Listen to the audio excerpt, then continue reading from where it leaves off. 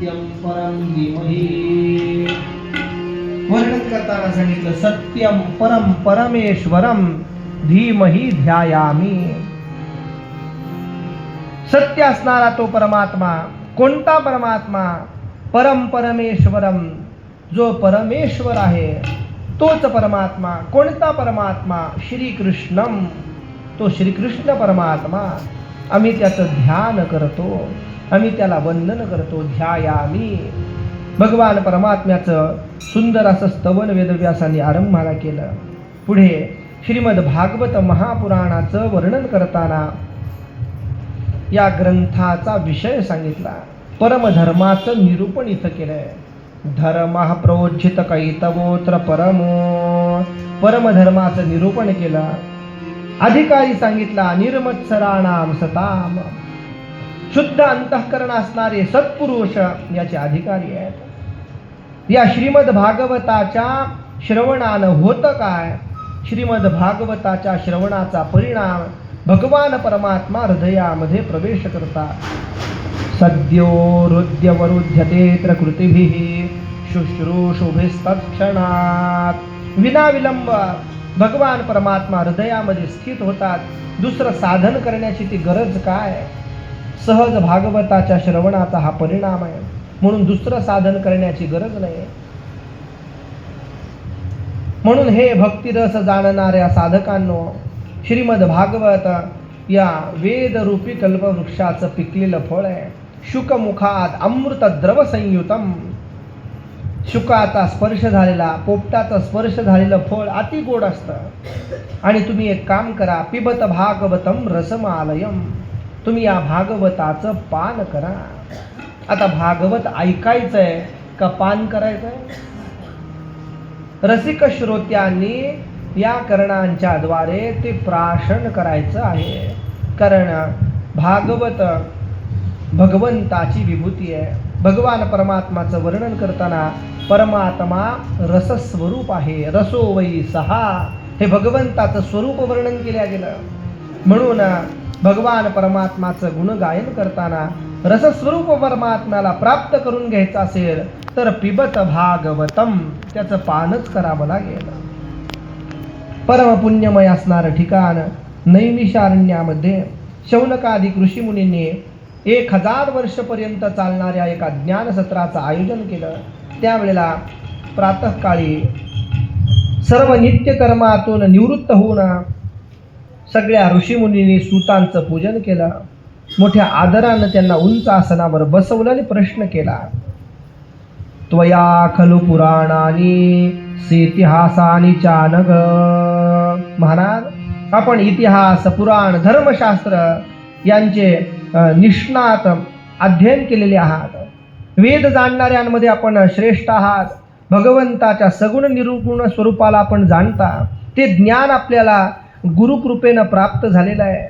म्हणून आम्हाला एक सांगा, कृपा करून सांगा, या कलियुगामध्ये जन्मलेल्या जीवांचं कल्याण कशानं होईल? सूत महाराज म्हणतात, का हो, कशा करता चिंता लागली तुम्हाला? त्यांनी सांगितलं, कलियुग ही अनंत दोषाची खाणी आहे.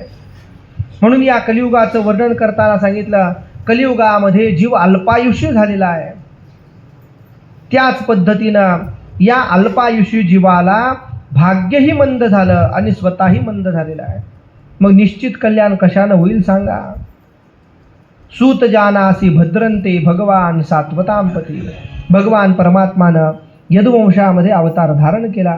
कशा करता भगवंताने अवतार धारण केला सांगा ना? या जन्म मृत्यूच्या घोर सापळ्यामध्ये हा जीव अडकलेला आहे. तो याच्यातून सुटेल काय?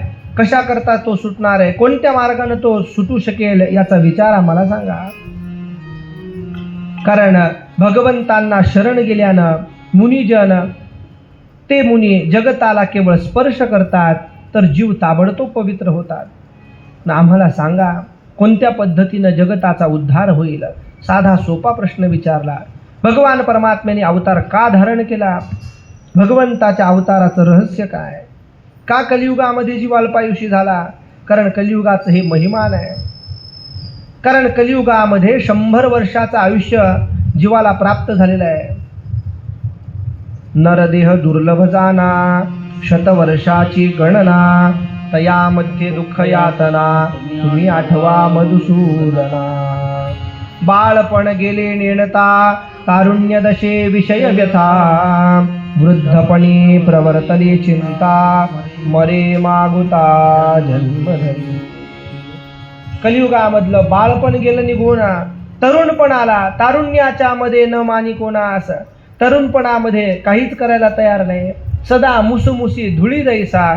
तुकाराम महाराजांनी सुंदर उदाहरण देऊन सांगितलं, एखादा सोडलेला बैल जसा असतो तसं हे तारुण्य आहे, विषयाच्या ओढीमध्ये अडकलेलं तारुण्य आहे. तरुणपणानंतर मग वृद्धत्व येतं, आणि वृद्धत्व आल्यानंतर मग कसं करू काय करू याच चिंतेनं आयुष्याचा नाश होतो. अंतःकाळाला जे चिंतन होतं त्यातच जर मरण आलं तर अंते मती सा गती, या न्यायानं त्याला गती प्राप्त होते. भगवान परमात्मा निजधामाला गेल्यानंतर धर्म कोणाची शरणागती करतात, या सगळ्या प्रश्नांचं उत्तर सूत महाराज देतात. तत्पूर्वी ज्यांच्या मुखातून त्यांनी हे ज्ञान ग्रहण केलं ते आपल्या श्री गुरुदेवांचं स्मरण करतात.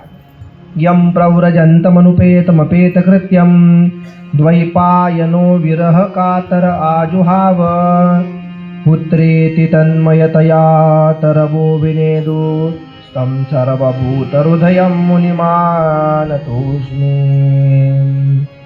काल आपण चिंतन केलं होतं, लौकिक वैदिक कर्माचा त्याग करून संन्यास घेण्याकरता निघालेले वडील व्यासदेव विरहाने व्याकुळ होत आहेत. हे शुका थांब, हे शुका थांब. भगवान शुकदेव थांबायला तयार नाहीत. शुकरूप झालेल्या वृक्षांनी ओ दिली, त्या सर्वांतर हृदयामध्ये विराजमान असणाऱ्या भगवान शुकदेवांची वंदना करतात.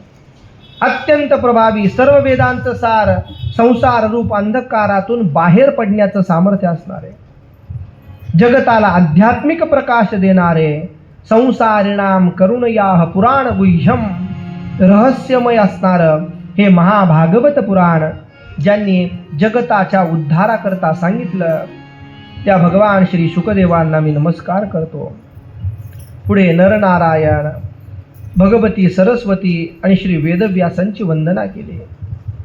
कारण भगवान परमात्म्याच्या सामर्थ्याचं वर्णन करायचंय, गुणवर्णन करायचंय, तर सरस्वतीची वंदना केली पाहिजे. सरस्वती माता ही विद्येची अधिष्ठातृ देवता आहे. माऊली ज्ञानोबारायांनी देखील ज्ञानदेवीमध्ये सरस्वती वंदना सांगितली ना. आता अभिनव वाग्विलासिनी, जे चातुर्यार्थ कलाकारिणी, ते शारदा विश्वमोहिनी नमिते.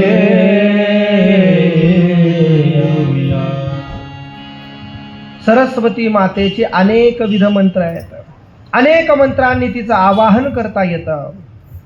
पण आपल्या संप्रदायाला माऊली ज्ञानोबारांनी ही वंदना दिली, या ओवीचा रोज जप करा, सरस्वती मातेची कृपा होईल. देवीं सरस्वतीं व्यासं ततो जयमुदीरयेत्. म्हणून नरनारायण, भगवती सरस्वती, श्री वेदव्यास यांना नमन करून भागवताला आरंभ करतात. हे ऋषीमुनींनो, जगत कल्याणाकरता आपण सुंदर प्रश्न विचारला. प्रश्न असा असला पाहिजे की ज्या योगानं भगवंताच्या ठिकाणी भक्ती प्राप्त होईल. प्रश्न काय विचारावा हेही कळालं पाहिजे, कोणाला विचारा हेही कळालं पाहिजे. आपलं सगळं तत्वज्ञान हे प्रश्न आणि उत्तरामध्येच आहे. कोणताही सद्ग्रंथ काढा, तत्वज्ञानाचा ग्रंथ काढा, प्रत्येक ग्रंथामध्ये प्रश्न आणि त्याचं उत्तरच आपल्याला सापडतं. संवादात्मक आपले ग्रंथ आहेत. कोणतंही उपनिषद पहा, वेदवाङ्मयाचा विचार करा, पुराणांचा विचार करा, प्रत्येक ग्रंथामध्ये प्रश्न आणि उत्तर हा संवाद आहे. भगवंताची भक्ती निर्माण व्हावी असा प्रश्न विचारला. धर्माचं योग्य पालन केल्यानंतर काय होतं?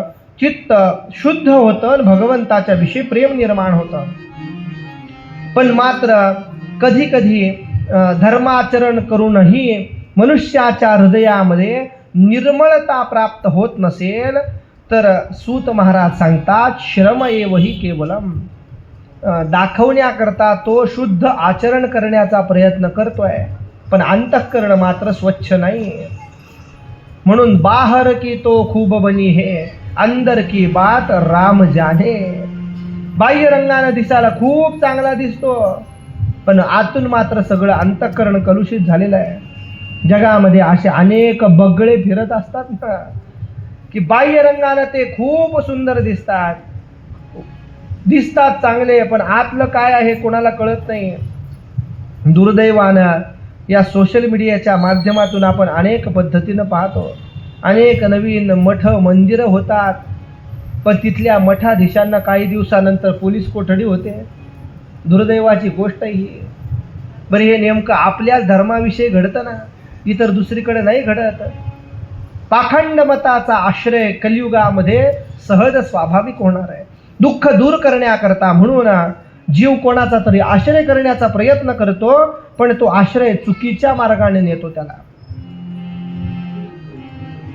बाह्य रंगानं कितीही सुंदर दिसत असेल तरी ते पारखून घ्यावं लागेल. पाणी पिना छान के, गुरु करना जान के. साध्या म्हणी आपल्याकडे सांगितल्या आहेत. पाणी प्यायचं असेल तर गाळून प्या, आणि गुरु करायचा असेल तर जाणून करा. कसा जाणून करा? वेदशास्त्रानुबोधित परंपरेचं आचरण करणारा असावा, श्रोत्रिय ब्रह्मनिष्ठ असावा, तरच करावा, अन्यथा करू नये. अधिकार प्राप्ती सांगितली. नाहीतर धर्माचं पालन खूप केलं पण प्रेम निर्माण होत नाही, अंतःकरण शुद्ध होत नाही. केलेले कष्ट श्रम एवही केवलम. धर्माचं फळ मोक्ष आहे. धनप्राप्ती करणं धर्माची सार्थकता नाही. मग धन धर्मा करताय, पण धर्म प्राप्ती करण्याकरता धनाची आवश्यकता नाही. पण आता मात्र धर्माच्या नावाखालीच धनसंचय होऊ लागलेला आहे. भोगविलास म्हणजे इंद्रिय तृप्ती नाही, जीवन निर्वाह करणं हा हेतू आहे. जीवनाचं फळ केवळ तत्वजिज्ञासा आहे. जीवनाला आल्यानंतर तत्वजिज्ञासा जर नसेल तर त्याला जीव म्हणता येईल का? त्याला मनुष्य म्हणता येईल का? तुकोबाराधिक संत रागवले, मनुष्य परी कुत्री ती. अरे त्यांच्यामध्ये आणि चार पायाच्या जीवामध्ये काय तो फरक? सारासार विवेक बुद्धी परमात्म्याने जीवाला दिलेली आहे. त्याचा विवेक जागृत होऊन त्यानं कार्य केलं पाहिजे. पण तो जर अविचारानं वागत असेल तर त्याला मनुष्य तरी कशाला म्हणायचं आहे? तच्छ्रद्धाना मुनयो ज्ञान वैराग्य युक्तया. म्हणून भागवत श्रवणानं ज्ञान वैराग्य युक्त भक्ती आपल्याला सहज प्राप्त होते. म्हणून हे ऋषींनो तुम्ही ऐका. तस्माद एकेन मनसा एकाग्र चित्तानं भगवंताचं निरंतर श्रवण कीर्तन ध्यान पूजन केलं पाहिजे. विवेकी पुरुष काय करतात तर भगवत चिंतन रूपी तलवारीनं कर्मबंधनाचा त्याग करतात. कर्मबंधनाचा त्याग झाला की मग ज्ञानोदय होतो. अज्ञान नष्ट झालं की सहज ज्ञानोदय होतो. पण म्हणून त्याच्याकरता विवेक बुद्धी जागृत झाली पाहिजे. महापुरुषांच्या सेवेनंच विवेक बुद्धी जागृत होते. ते ज्ञान पैगा बरवे, जरी मनी आठी आणावे, तरी संता या भजावे सर्वस्वी. त्या संतांच्या उपासनेशिवाय, श्री गुरूंच्या उपासनेशिवाय ज्ञानप्राप्ती होत नाही.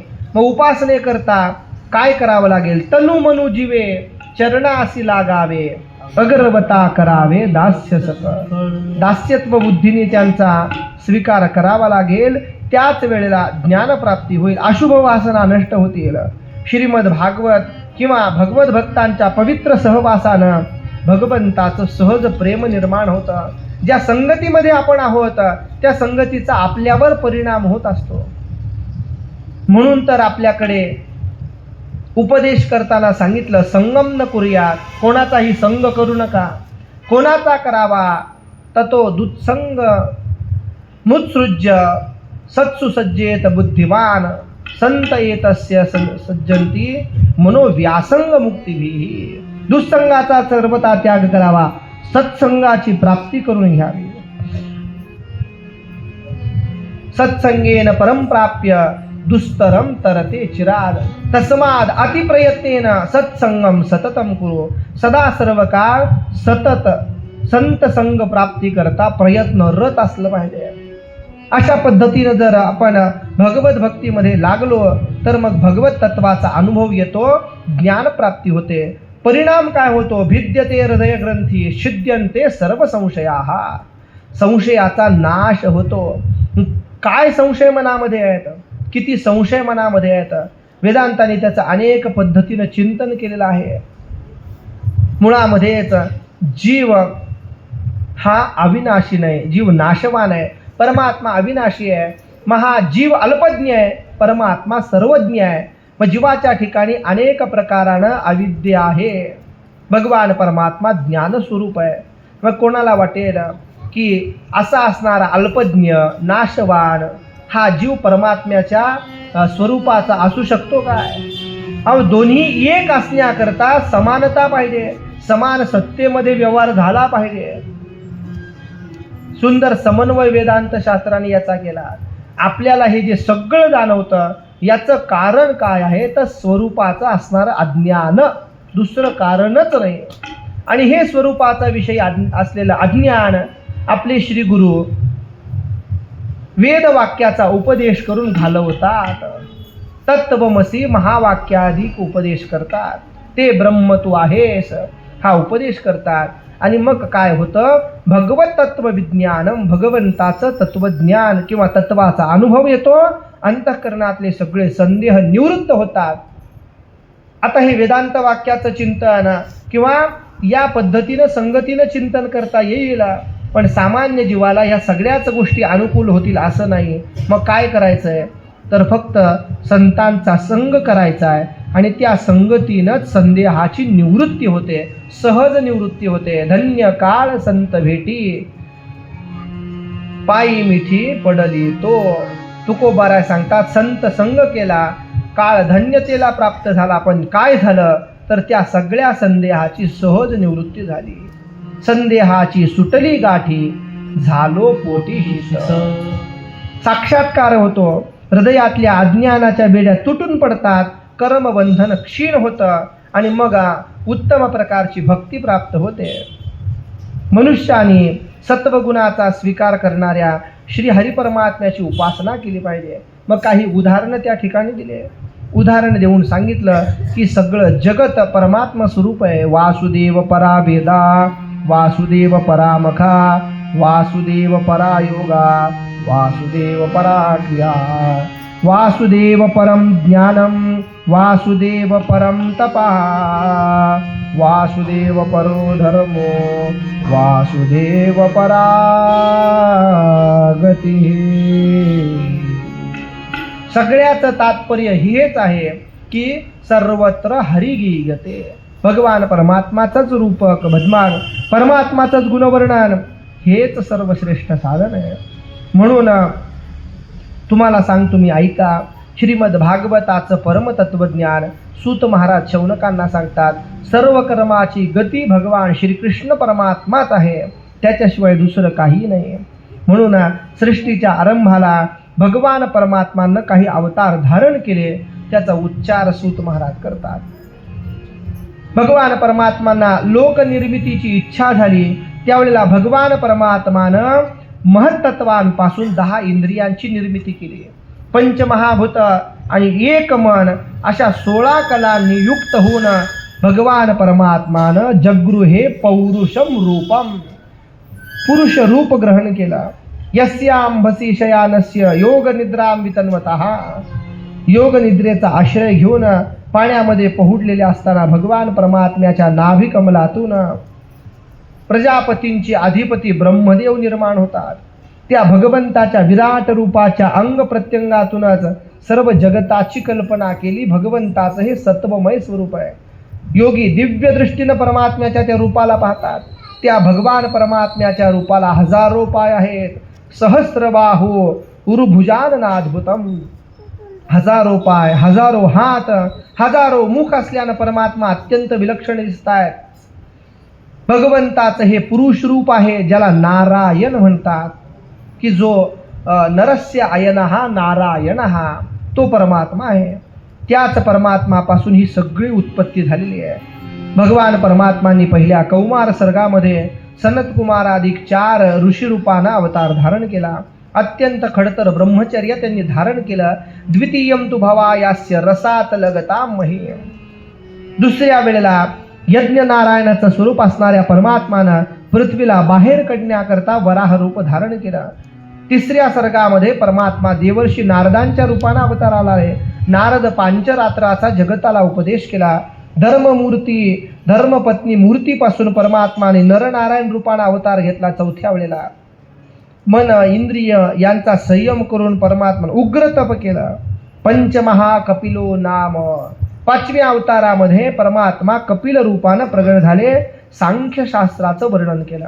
अनसूयेनं वर मागितला. सहाव्या अवतारात परमात्मा अत्रिपुत्र दत्तात्रेय झाले. या अवतारामध्ये प्रल्हाद, अलर्क आदींना ब्रह्मज्ञानाचा उपदेश परमात्माने केला. ततसप्तम आकुत्याम रुचेर यज्ञोभ्यजायत, सातव्या वेळेला रुची प्रजापतींच्या ठिकाणी आकुती नामक पत्नीपासून परमात्मानं यज्ञ रूपानं अवतार धारण केला. त्यानंतर भगवान परमात्मा नाभिराजांच्या ठिकाणी ऋषभदेव रूपानं अवताराला आले. नवव्या वेळेला परमात्मा पृथुराजाच्या रूपानं अवताराला आले. चाक्षुष मनवंतराच्या शेवटी भगवान परमात्मा मत्स्य रूपानं अवताराला येतात. वैवस्वत मनुचं रक्षण करतात. देवता असुरांचं समुद्र मंथन चालू असताना भगवान परमात्माने मंदराचल पाठीवर धारण केला. कच्छप रूप परमात्मा घेतात. त्यानंतर भगवान परमात्मा समुद्र मंथनातून धन्वंतरीच्या रूपाने प्रकट होतात. नृसिंह रूप पुढे परमात्माने धारण केले. हिरण्यकश्यपूचा नाश केला. तदनंतर भगवान परमात्मा वामन रूपाने प्रकट झाले. परशुराम रूपाने परमात्मा येतात. 21 वेळेला निक्षत्रिय पृथ्वी करतात. 17व्या अवतारामध्ये परमात्मा पराशर ऋषीपासून सत्यवतीच्या ठिकाणी भगवान श्री वेदव्यास रूपाने अवताराला येतात. इथं आल्यानंतर वेदांच्या अनेक शाखा केल्या. सर्व प्रकारचं तत्वज्ञान जगतापुढे प्रकाशित केलं. व्यासोच्छिष्ट जगत्त्रयम. हे पूर्वी व्यासांनी सांगितलेलं नाही असं होऊ शकत नाही. सगळ्याचा उहापोहा भगवान श्री वेदव्यासांनी केला. देवतांचं कार्य पुढे नेण्याच्या इच्छेनं भगवान परमात्मा राम रूपाने अवताराला आले. त्यानंतर यदुवंशामध्ये बलराम आणि श्रीकृष्ण नावाने परमात्मा येऊन भक्ता राखे पायापाशी दुर्जनासी संहारी हे कार्य करतात. कलियुगामध्ये देवतांचा द्वेष करणाऱ्या दैत्यांना मोहित करण्याकरता भगवान परमात्मा बुद्ध रूपाने प्रगटले. त्यानंतर कलियुगाच्या सांगतेच्या वेळेला भगवान परमात्मा विष्णू यश नावाच्या ब्राह्मणाच्या घरी कल्की रूपाने अवताराला येते. भगवंताचे हे असंख्य अवतार आहेत. अवतारा ह्यसंख्येया हरे सत्व निधेर्द्विजाहा. ज्याप्रमाणे एखाद्या न आटणाऱ्या सरोवरातून असंख्य छोटे छोटे प्रवाह निघतात, त्याप्रमाणे सत्वनिधी असणाऱ्या भगवंताचे हे असंख्य अवतार आहेत. हे सगळेच्या सगळे भगवान परमात्म्याचे अवतार. ऋषी, मनु, देव, प्रजापती जितके जितके जे आहेत हे भगवंताचे अंश अवतार आहेत. एते चांश कलापुंसहा कृष्णस्तु भगवान स्वयं. भगवान परमात्माचे 2 परिपूर्ण अवतार झाले. दुर्जनाचा येणे करुणी संहार, पूर्ण अवतार रामकृष्ण. देव अवताराला काय येतात? इंद्रारिव्याकुलम लोकम मृडयंती युगे युगे. जगताचं संरक्षण करण्याकरता भगवान परमात्मा युगायुगामध्ये अवतार घेतात. हे भगवंताचं अवताराचं गुह्य सूत महाराज शौनकांना सांगतात. यालाच भगवान परमात्म्याची लीला म्हणतात. त्यानंतर हे ऋषींनो, आपण मोठे भाग्यशाली आहात. भगवान श्री वेदव्यासांनी हे वेदतुल्य भगवत चरित्रानं परिपूर्ण असणारं भागवत महापुराण लिहिलं. ते अतिशय प्रशंसनीय आहे. त्याच वेळेला शुकदेवांनी ज्या वेळेला परीक्षित राजाला हे सांगितलं, त्यावेळेला सूत महाराज म्हणतात, मी तिथं होतो आणि श्री गुरु कृपेनं हे ज्ञान सहज मला प्राप्त झालं. शौनकादिकांनी विचारलं, महाराज, भगवान शुकदेवांनी ही कथा परीक्षित राजाला सांगितली, पण मात्र शुकदेवांचा विचार केला तर तुम्ही आम्हाला सांगितलं होतं की जसे अवताराला आले तसे ते निघून गेले, प्रपंचाचा संबंध त्यांनी ठेवला नाही. मग असं असताना एवढं मोठं भागवत त्यांनी ऐकलं कधी, श्रवण कधी केलं? कृपा करून आम्हाला सांगा. प्रश्न विचारला. संन्यास घेण्याकरता वनात निघालेले हे शुकदेव आहेत. मग त्यांनी हे भागवत कधी घेतलं? कथाम भागवतीम पुण्याम यदाह भगवान शुकहा. जी शुकदेवांनी कथा सांगितली ती आम्हाला सांगा. कोणत्या हेतून ही कथा निर्माण झाली?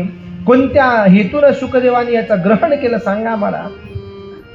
कारण आम्ही असं ऐकलं होतं की एक क्षण शुकदेव प्रपंचामध्ये थांबले नाहीत.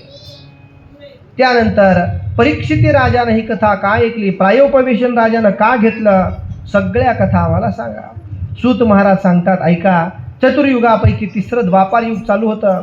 त्यावेळेला सत्यवतीच्या ठिकाणी भगवंताचे कलावतार वेदव्यास अवताराला आले. वेदव्यास भगवान एक वेळेला पवित्र स्थानावर बसले होते.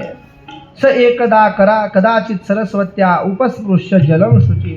पवित्र असणाऱ्या सरस्वतीच्या तटावर स्नान करून बसले.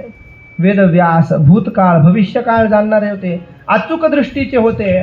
त्यांनी विचार केला, पाहिलं समाज श्रद्धाहीन शक्तिरहित होतोय, मंदबुद्धीचा होतोय, याचा उद्धार कसा होईल विचार केला. चातुर्होत्रम कर्मशुद्धम प्रजानाम वीक्षदैविकम. अग्निष्टोमाधिक वेदोक्त कर्मांनी लोकांचं हृदय शुद्ध होतं. याच्याकरता म्हणून वेदांचे 4 विभाग त्यांनी केले. ऋग्वेद, यजुर्वेद, सामवेद, अथर्ववेद वेदांचं पृथक्करण केलं. त्याच्यानंतर पुराणांना इतिहासांना पंचमवेद असं उच्चारण केलं. एकेका शिष्याला एकेका वेदाचं अधिपतित्व दिलं. ऋग्वेदाचे पैल ऋषी, सामवेदाचे जैमिनी, यजुर्वेदाचे वैशंपायन, अथर्ववेदाचे सुमंत, असं प्रत्येकाला ते ज्ञान प्राप्त करून दिलं. विभाग केले. शिष्य प्रशिष्य यांच्याद्वारे वेदाच्या शाखा झाल्या. तरी देखील काही लोकांपर्यंत हे ज्ञान प्राप्त होत नव्हतं. विचार केला. विचार करून ब्रह्मतेजाने संपन्न असले तरी देखील त्यांना असं वाटत होतं की मी अजून भगवंताच्या धर्माचं निरूपण केलं नाही. तस्यैवं खिलमात्मानं मन्यमानस्य खिद्यताः. खिन्न हृदयानं बसलेले होते. साधारणतः प्रत्येकानं आयुष्याच्या एका टप्प्यावर गेल्यानंतर विचार केला पाहिजे की आपण कोण आहोत आणि आपण काय केलं. विचार केला पाहिजे. तसं तर रोजच विचार केला पाहिजे. मी तर आग्रहानं सांगतो, घरातून बाहेर पडताना आणि घरात जाताना दोनही वेळेला विचार केला पाहिजे. बाहेर पडताना विचार केला पाहिजे आपण कोण आहोत आणि आपल्या घराण्याची उंची काय आहे त्याचा विचार करून बाहेर पडा. बाहेर पडल्यानंतर त्या घराण्याच्या नावाला, आपल्या वडिलांच्या नावाला जपलं पाहिजे, याच्याकरता प्रयत्न करा. घरात जाताना निश्चित विचार करा. छातीवर हात ठेवून सांगा स्वतःलाच की माझ्याकडून असं एकही कर्म घडलं नाही की जेणेकरून माझ्या कुळाचा किंवा माझ्या वडीलधाऱ्या लोकांचा अपमान होईल. दोन्ही गोष्टीचा रोज विचार केला पाहिजे. म्हणून सावधानतेनं कर्म केलं पाहिजे. म्हणून एका विशिष्ट योग्य वयामध्ये गेल्यानंतर विचार करा आता आपण काय करतोय आणि काय करायला पाहिजे होतं. सिंहावलोकन म्हणतात याला, नाही का. सिंह काय करतो, लांबपर्यंत जातो आणि मागे वळून पाहतो. मागे वळून पाहिल्यानंतर त्याच्या लक्षात येतं की आपण खूप लांब आलो. कशा करता आलो, शिकारीच्या पाठीमागं पळत पळत आलो. आणि जर शिकार मिळालीच नाही तर काय करता, म्हणजे हातातला आहे तीही आपल्या गेलं निघून, म्हणून तो मागे वळून पाहतो. तसं मनुष्यानं विचारपूर्वक एका विशिष्ट वयामध्ये गेल्यानंतर पाहिलं पाहिजे. मग कोणतं वय ते असेल, 50 संपलं की आपल्याला वनाची आठवण करून देणारे वर्ष आहेत सगळे. 51, 52 या वयामध्ये गेल्यानंतर थोडंसं धैर्य धारण करायचं, स्थिर व्हायचं आणि विचार करायचा आत्तापर्यंत आपण काय केलं, जे केलं त्यातून आपल्याला समाधान मिळतंय का याचा विचार करायचा. आणि जर समाधान मिळत नसेल तर हे आपण का केलं असाही विचार केला पाहिजे. मग आता समाधान प्राप्त होण्याकरता आपल्याला काय करणं गरजेचं आहे, सहज विचार करा ना. समाधान काही बाहेरच्या दुकानातून मिळत नाही, बाजारातून मिळत नाही, ते आपल्यापाशीच आहे. वृत्तीची स्थिरता झाली की समाधान प्राप्त होतं. मग वृत्तीच्या स्थिरतेकरता काय केलं पाहिजे याचा विचार करावा. व्यासांनी विचार केला, आत्तापर्यंत मी सगळं केलं तरी देखील मला समाधान नाही, खिन्न झालो मी. त्याच वेळेला वेदव्यासांनी पाहिलं की सहज आपल्याला कृपा करण्याकरता म्हणून देवर्षी नारदांचं आगमन झालं. आगमन झालेलं पाहिलं की तात्काळ भव्य दिव्य नारदांचं स्वागत वेदव्यासांनी केलं. सुंदर प्रकारे आसन, पाद्यपूजन, अर्घ्यदान आणि नमस्कार हे सगळे विधी नारदांच्या संबंधानं व्यासांनी केले. महाराज गाली संतासी आज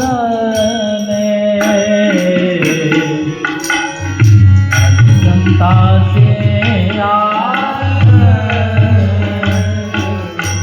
पूजा करी काया वाचा मने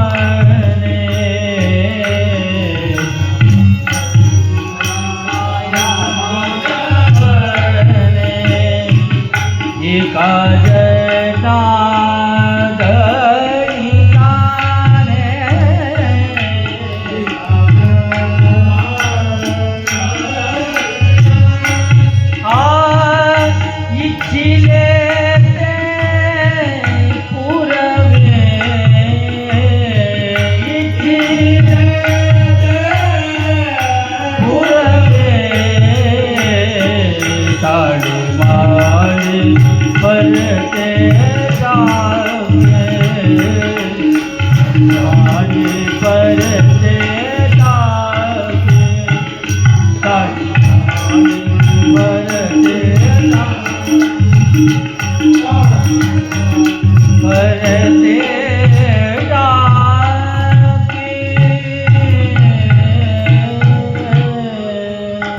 नाथ महाराज सांगतात, घाली संतासी आसने पूजा करी काया वाचा मने एका जनार्दनी जाणे इच्छिले ते पुरवी. सहज संत महात्म्यांचं स्वागत करावं.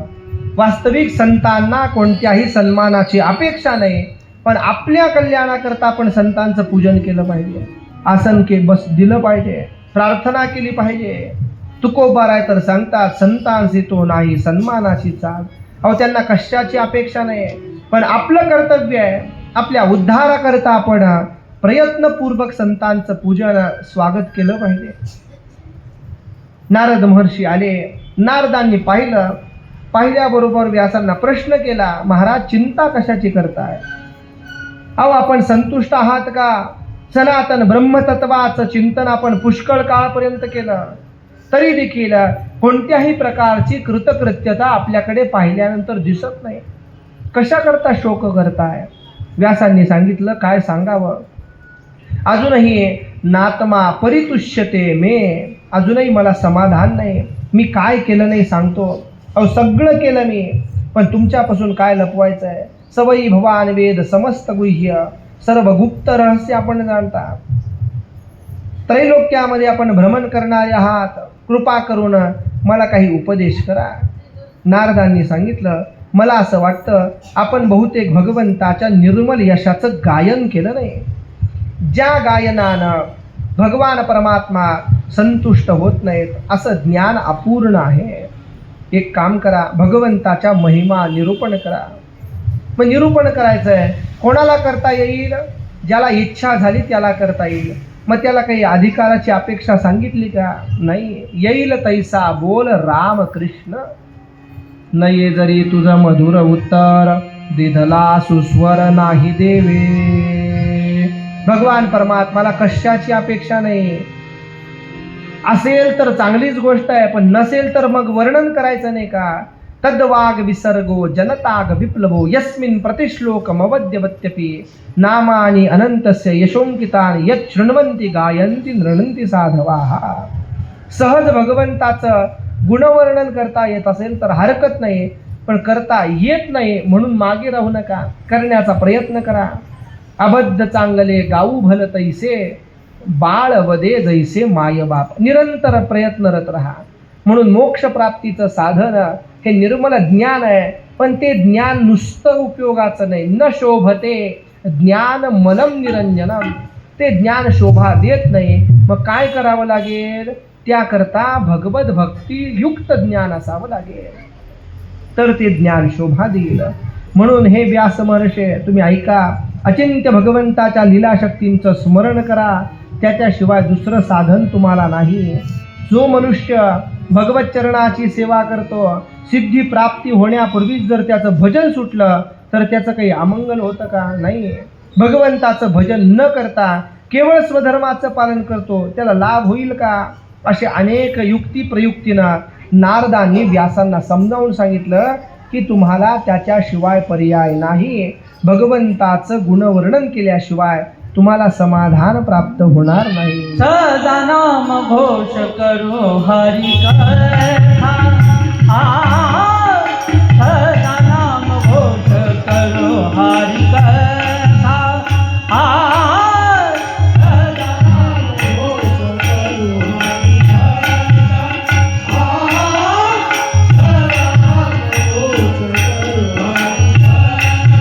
कथा सदा नाम घोष करो हरि कथा सदा नाम घोष करो हरि कथा सदा नाम घोष करो हरि कथा सदा नाम घोष करो हरि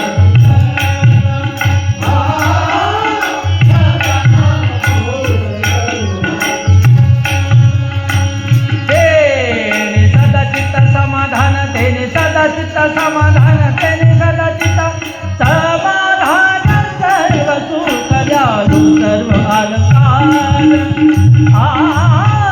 सर्व सुख दयालु सर्व अलंकार तेने सदा चित्त समाधान तेने सदा चित्त समाधान तेने सदा चित्त समाधान सर्व सुख दयालु सर्व अलंकार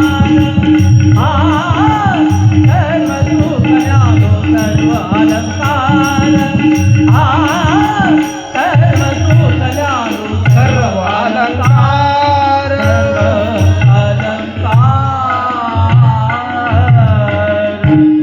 म्हणून तुम्ही एक काम करा, भगवंताचं गुणवर्णन करा. किती वेळ करायचंय? सदा सदा सदा शब्दानं सांगितलं. मग तेने सदा चित्ता समाधान, त्याच कथेनं सदा चित्ताला समाधान अवस्था प्राप्त होते. नारद महर्षी आपला पूर्वजन्माचा एक इतिहास सांगतात, ऐका.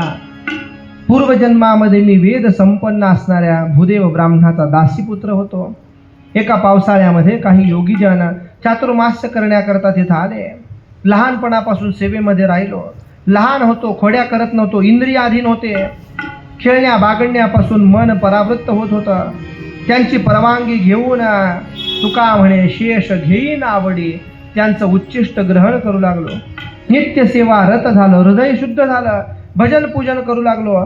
सत्संगामध्ये स्वतःहून मन तिकडे ओढ घेऊ लागलं. महात्म्यांचा अनुग्रह झाला, कथा ऐकू लागलो. जशी जशी भगवंताच्या विषयी ओढ निर्माण झाली, बुद्धी स्थिर झाली. परब्रह्म परमात्म्यामध्ये आत्म्यामध्ये भगवंताच्या बुद्धी स्थिर झाली. सर्व जगत हा मायेचा प्रताप आहे हे कळालं. इत्थम शरद प्रा वृषिका ऋतू हरेर, वर्षा आणि शरद ऋतू संपले. त्या ऋतूंमध्ये महात्मे चातुर्मास करतात. संन्यासी 2च महिने एका जागेवर राहतात. भाद्रपद पौर्णिमेला ते आपलं स्थान निघून पुढे निघून जातात. संपूर्ण चातुर्मास एका ठिकाणी थांबत आहेत. वर्षा ऋतूमध्ये ते एका ठिकाणी थांबतात. नारद महर्षी सांगतात, काय करावं? भक्तीचा मनामध्ये उदय झाला, प्रेम विनम्र होतो, सेवेनं पातकांचा नाश झाला, इंद्रियांचा संयम केला. त्या गुह्यतम ज्ञानाचा उपदेश भगवंतांनी आपल्या मुखानं केला. ते महात्मे तिथून जाते वेळी त्यांनी मला भगवंताच्या परमपदाच्या प्राप्तीचं साधन सांगितलं. साधन सांगितल्यानंतर प्रसन्नतेकरता म्हणून पराभक्तियुक्त जे ज्ञान आहे ते प्राप्त झालं. भगवत प्रीत्यर्थ केल्या जाणाऱ्या कर्ममार्गावर भगवंताच्या आज्ञेनुसार मी आचरण करू लागलो. या प्रकारानं भगवंताच्या मूर्तीच्या नामद्वारा भगवंताचं दर्शन कसं व्हावं, ध्यान कसं करावं, यजेत यज्ञपुरुषम स सम्यक दर्शन पुमान, हे ज्ञान यथार्थ आहे. आणि ते ज्ञान संत कृपेनं मला प्राप्त होत होतं. व्यास महर्षी विचारतात, का हो ते साधू संत निघून गेल्यावर तुम्ही काय केलं? देवर्षी नारद म्हणतात, ऐका, मी लहान होतो, आईचा एकुलता एक होतो. साधू संत निघून गेल्यानंतर आई करता मला राहावं लागलं. स्नेहपाशामध्ये तिच्या बांधून ठेवल्या गेलं. योगक्षेमाची माझी स्वतः काळजी करणारी माता एकदा निर्गतम गेहा दुहंतीम निशिगाम पतीम, संध्याकाळच्या वेळेला गाईचं दूध काढण्याकरता गेली. पायाला सर्पदंश झाला आणि तिचा देह पात झाला. देह पडल्यानंतर उत्तरोत्तर सगळ्या क्रिया केल्या. भगवंताची कृपा म्हणून मी उत्तर दिशेला निघालो. उत्तर दिशेला जाताना चित्रधातू विचित्राद्री अनेक वेगवेगळे देश पाहिले, चित्र विचित्र पाहिले. चालून चालून शरीर थकलं, तहान लागली. एका ठिकाणी नदीपाशी थांबलो, स्नान केलं, पाणी प्यालो, थकवा नाहीसा झाला. तस्मिन निर्मनुष्ये अरण्ये पिप्पलोपस्थासिता.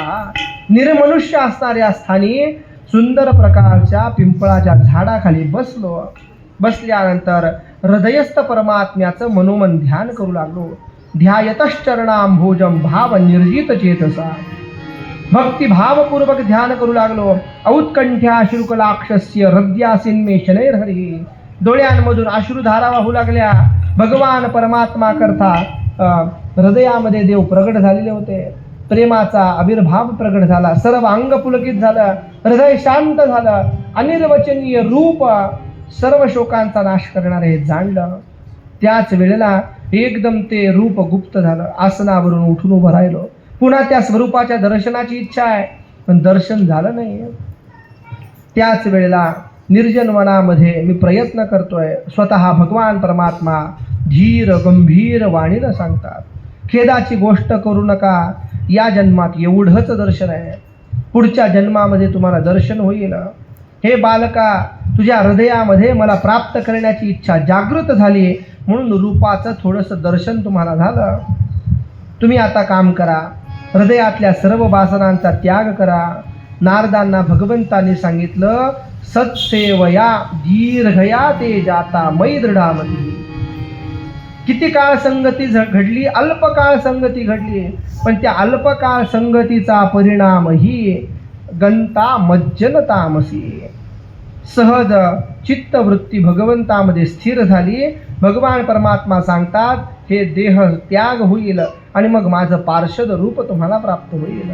नारद महर्षी म्हणतात, मी निश्चय केला आणि निश्चय करून या देहाच्या शेवटची घटका मोजू लागलो. देह पडला, प्रारब्ध कर्म संपलं. देह पडल्यानंतर सुंदर देह प्राप्त झाला. भगवान परमात्मांनी मला सुंदर वीणा प्राप्त करून दिली. देवदत्ता माम वीणाम सबर ब्रह्मविभूषिता. स्वतः भगवंताच्या लीलांचं गायन करत त्रैलोक्यामध्ये मी भ्रमण करू लागलो. सूत म्हणतात, देवर्षी नारदांनी व्यासांना अशा प्रकारानं सांगितलं. स्वच्छंद प्रमाण विचरण करत करत, नाम संकीर्तन करत करत देवर्षी नारद महर्षी आणि त्रैलोक्यामध्ये फिरू लागले. अहो देवर्षिर्धन्योयम यत्कीर्ती शारंग धन्वनाः. भगवंताची कीर्ती आपल्या वीणेवर गाऊन स्वतः आनंदमग्न होतात आणि त्रैलोक्यामध्ये संतप्त झालेल्या जीवांनाही मुक्त करतात. निर्गते नारदे सूत बादरायणः. नारद महर्षी निघून गेले. वेदव्यासांनी नारदांचा अभिप्राय ऐकून काय केलं शौनकांनी विचारलं. सूत महाराज म्हणतात, ब्रह्मनदी सरस्वतीच्या ठिकाणी बसलेले आहेत. स्वतःचा आश्रम आहे. आश्रमामध्ये बसून मन एकाग्र केलं. भक्तियोगाच्या द्वारे पवित्र केलं आणि भगवान परमात्म्याच्या मायेला पाहिलं. यया संमोहितो जीव आत्मानं त्रिगुणात्मकम. याच मायेनं मोहित होऊन जीव त्रिगुणांच्या पलीकडे असणाऱ्या त्रिगुणात्मक मानतो. अनर्थाला भोगावं लागतं. भगवंताची भक्ती अनर्थाच्या निराकरणाचं प्रत्यक्ष साधन आहे. संसारी लोक हे जाणत नाहीत, म्हणून वेदव्यासांनी भागवताची रचना केली. सातवत संहिता, की ज्याच्या श्रवणानं परमप्रेममय भक्ती निर्माण होते. शोक मोह भयापहा. जीवाच्या ठिकाणी शोक मोह भय जो निर्माण झालेला आहे त्याची सहज निवृत्ती होते. आणि तीच भागवत संहिता वैराग्यशील असणाऱ्या पुत्र शुकदेवांना शिकवली. शौनकांनी विचारलं, आम्ही असं ऐकलं होतं की शुकदेव प्रपंचामध्ये राहिलेच नाही, पण कधी शिकवली? कारण 18,000 श्लोक भागवतामध्ये आहेत, 12 स्कंद आहेत. इतका मोठा ग्रंथ शुकदेवाने कधी आत्मसात केला? त्याची कथा सांगितल्या जाते. भगवान शुकदेव जसे अवताराला आले तसे वनामध्ये निघून गेले. आपण सगळेजण जाणतो, वनामध्ये गेल्यानंतर निर्गुण परमात्म्यामध्ये आपली उपासना लावली.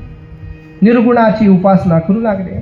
करत असताना वेदव्यास विचार करतायत की आपण एवढी मोठी संपत्ती जमवली, पण त्या संपत्तीला जर वारसच नसेल तर काय उपयोगाचं आहे? म्हणून सदा सर्व काळ चिंताग्रस्त राहत आहे. आपल्या आश्रमातल्या विद्यार्थ्यांना त्यांनी शिकवले काही श्लोक. त्या श्लोकांचं गायन करत करत विद्यार्थी वनामध्ये कंदमुळं फळं आणण्याकरता गेले. ज्या ठिकाणी भगवान श्री शुकदेव समाधी लावून बसले होते तिथंच हे विद्यार्थी गेले. गेल्यानंतर भगवंताच्या अनुपम सौंदर्याचं वर्णन करणारा श्लोक विद्यार्थ्यांनी गायन केला.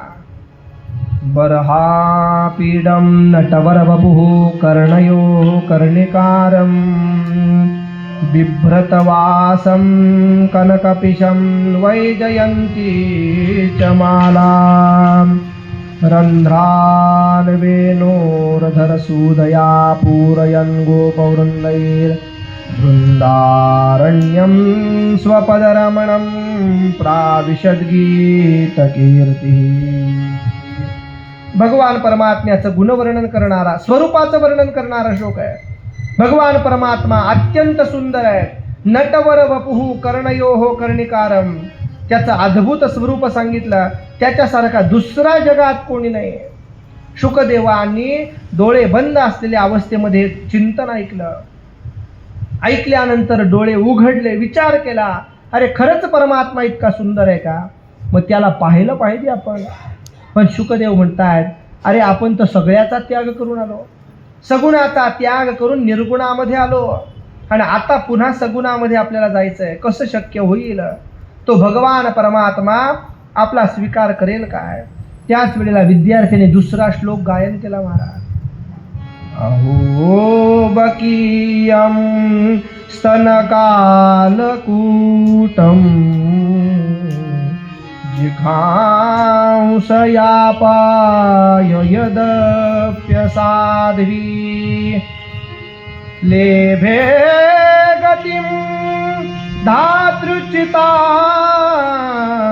ततोऽन्यं कं वा दयालुं शरणं व्रजेम.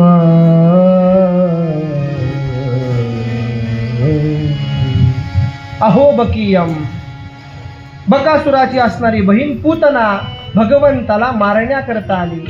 भगवान परमात्म्यानं तिला उत्तम गती दिली, काल आपण ऐकलं. मग असा असणारा दयाळू परमात्मा आणि त्याची शरणांगती का करू नये? कं वा दयालुं शरणं व्रजेम.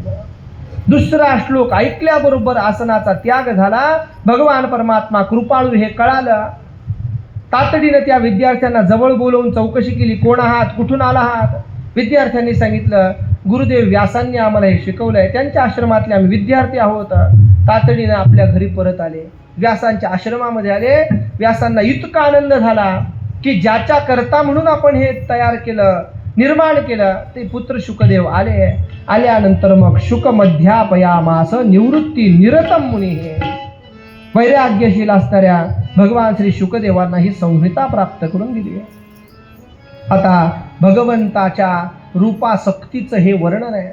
भगवान परमात्मा काय करतात तर आत्माराम झालेले निरग्रंथी असलेले जे मुनी लोक आहेत त्यांनाही सगुणाचं प्रेम निर्माण करतात. वास्तविक शुकदेवांचा विचार करताना ज्ञानी परमहंस वृत्तीचे शुकदेव आहेत. त्यांना स्वतःला सगुणाचं प्रेम असण्याचं कारण नव्हतं, पण मात्र तेही ज्ञानी लोक काय करतात, सगुणाची उपासना करू लागतात. ते भगवंताच्या रूपासक्तीचं माधुर्य आहे, गुणांचं माधुर्य आहे. स्वतःहून आकर्षित परमात्मा करून घेतात. हरेर गुणाक्षिप्त मतिर भगवान बादरायणी. शुकदेवांना आपल्याकडे आकर्षित करून घेतलं. शुकदेवांनी अध्यगान महदाख्यानम महान ग्रंथाचं अध्ययन केलं. सूत महाराज म्हणतात, ऐका, यदा मृदे कौरव सृंजयानाम वीरेश्वतो वीर गतिम गतेषु. राजर्षी परीक्षिताचा जन्मकर्म तुम्हाला सांगतो, ऐका. ज्यावेळी कौरव पांडवांचा युद्धाचा प्रसंग आहे, पुष्कळशी वीर त्या ठिकाणी मारल्या गेले. त्यावेळेला भीमाच्या गदा प्रहारानं दुर्योधनाची मांडी भंगली. अश्वत्थाम्यानं दुर्योधनाचं प्रिय करण्याकरता म्हणून द्रौपदीच्या झोपलेल्या मुलांना मारलं. दुर्योधनाला ते भेट करून दिली. दुर्योधनाला आवडलं नाही. दुर्योधनाने सांगितलं, बाबा हे चुकीचं केलं. सगळ्यांनी त्याची निंदा केली. माता शिशूनाम निधनम सुतानाम. त्या मृतपुत्र वार्ता ऐकून द्रौपदीला दुःख झालं. नेत्रातून अश्रुधारा वाहू लागले. त्याच वेळेला अर्जुनाने तिचं सांत्वन केलं. सांगितलं, हे कल्याणी, त्या आतताई अधम ब्राह्मणाचं मस्तक मी तुला भेट म्हणून देईन. अंत्यविधी झाला. अंत्यविधी झाल्यानंतर अर्जुन महाराज द्रौपदीचं सांत्वन करतायत. भगवान परमात्मांना सारथी करून अंगावर कवच घालून निघाले. घाबरलेला अश्वत्थामा अर्जुन आपल्याकडे चालून येतो हे पाहिलं, पळत सुटला. पळत सुटल्यानंतर ब्राह्मण पुत्रानं पाहिलं की रथाचे घोडे थकलेत, असह्य झाले. आता काय करावं? आपल्या रक्षणाचं एकमेव साधन म्हणजे ब्रह्मास्त्र आहे. आता याला ब्रह्मास्त्र सोडण्याची कला अवगत होती, पण परत घेण्याची कला नव्हती. तरी त्यानं ते ब्रह्मास्त्र सोडलं. संकट आलेलं पाहिलं, आचमन केलं, ध्यानस्थ झाला, ब्रह्मास्त्र सोडलं. सगळीकडे एकच हालकल्लोळ माजला. प्रचंड भयंकर तेज प्रस्थापित झालं. अर्जुनांनी भगवान परमात्म्याचा धावा केला. कृष्ण कृष्ण महाबाहो भक्तानां भयंकर. देवा, भक्तांना अभयदान देणारे तुम्ही आहात, धावत या देवा, या ब्रह्मास्त्रापासून आम्हाला सुखप्राप्ती करून द्या. भगवान परमात्मा स्वयंप्रकाशित आहे. भगवान परमात्मांनी पाहिलं, अर्जुनाला सांगितलं, अश्वत्थाम्यानं प्राण संकट आलं म्हणून ब्रह्मास्त्र सोडलं, त्याला परत घेण्याचं ज्ञान नाही, त्या अस्त्राचा नाश करण्याकरता दुसरी शक्ती नाही. म्हणून हे अर्जुना, तुम्ही पुन्हा ब्रह्मास्त्र सोडा. म्हणून आपल्याकडे म्हण आहे, काट्यानेच काटा काढावा लागतो ना. सहज म्हण आहे आपल्याकडे, ब्रह्मास्त्र ते शमन करण्याकरता ब्रह्मास्त्रच पाहिजे. अर्जुन निपुण होते. भगवंताच्या सल्ल्यानं पुन्हा दुसऱ्या ब्रह्मास्त्राची योजना केली. अद्भुत तेज प्रगट झालं. त्रैलोक्य अग्नीमध्ये दहन होऊ लागलं. ते आवरून घेतलं. अर्जुनाचे डोळे लाल झाले. झडप घालून त्या क्रूर अश्वत्थामाला पकडलं, दोरीनं बांधलं. अर्जुन मोठ्या ताकदीनं अश्वत्थामांना घेऊन निघाले. भगवान श्रीकृष्ण परमात्मा अर्जुनाला सांगतात, मैनम पार्थार हसित रातुम ब्रह्मबंधू मिहम जही. त्याला जिवंत सोडू नको, त्याचा वध कर. निरपराध मुलांची झोपेमध्ये यानं हत्या केली आहे. मत्तम प्रमत्तम उन्मत्तम सुप्तम बादम श्रियम जडम. अरे काय करावं याला? काय केलं नाही यानं? अशा दुर्जनाला आपण जिवंत ठेवू नये. यानं झोपेमध्ये बालकांना मारलं. काय करावं? अर्जुना, लवकरात लवकर याचा वध कर. शिवाय तू द्रौपदी पुढे प्रतिज्ञा केलेली आहेस. पापी कुलाला कलंक असणाऱ्या या आतताईनं तुझ्या पुत्रांचा वध केला. अशा पद्धतीनं भगवंतानी धर्माचरणाची परीक्षाच पाहिली अर्जुनांची. गुरुपुत्राला मारण्याची अर्जुनांना इच्छा नव्हती, पण प्रतिज्ञा केली आहे. देवही आज्ञा करतायत, करायचं काय आता? द्रौपदीनं पाहिलं, अश्वत्थाम्याला पशुसारखं बांधलेलं आहे. गुरुपुत्राला असं बांधलेलं पाहिलं. सती द्रौपदीला सहन झालं. सांगितलं, याला सोडा. पहा, आपल्या भारतीय संस्कृतीतल्या एका स्त्रीचं हृदय काय आहे. आपल्या स्वतःचे पुत्र ज्या अश्वत्थाम्यानं मारले, तो गुरुपुत्र आहे. आपल्या गुरुमातेला आपल्यासारखंच पुत्रवियोगाचं दुःख होऊ नये म्हणून उदार होऊन द्रौपदीनं सांगितलं की बाबा याला सोडा, याला सोडा. दुसरी कुठली माता असती तर तिनं काय केलं असतं हो? अशा बांगड्या मागे सारल्या असत्या, पदर खोचला असता. आणि पण ही भारतीय संस्कृतीमधली स्त्री आहे. म्हणूनच द्रौपदीचा गौरव आपल्याकडे नेहमी केला जातो. द्रौपदीनं सांगितलं, सोडा त्याला. अरे त्यानं तसं केलं म्हणून आपण तसं करावं का? अजिबात नाही. तो गुरुपुत्र आहे म्हणून आपल्याला पूज्य आहे.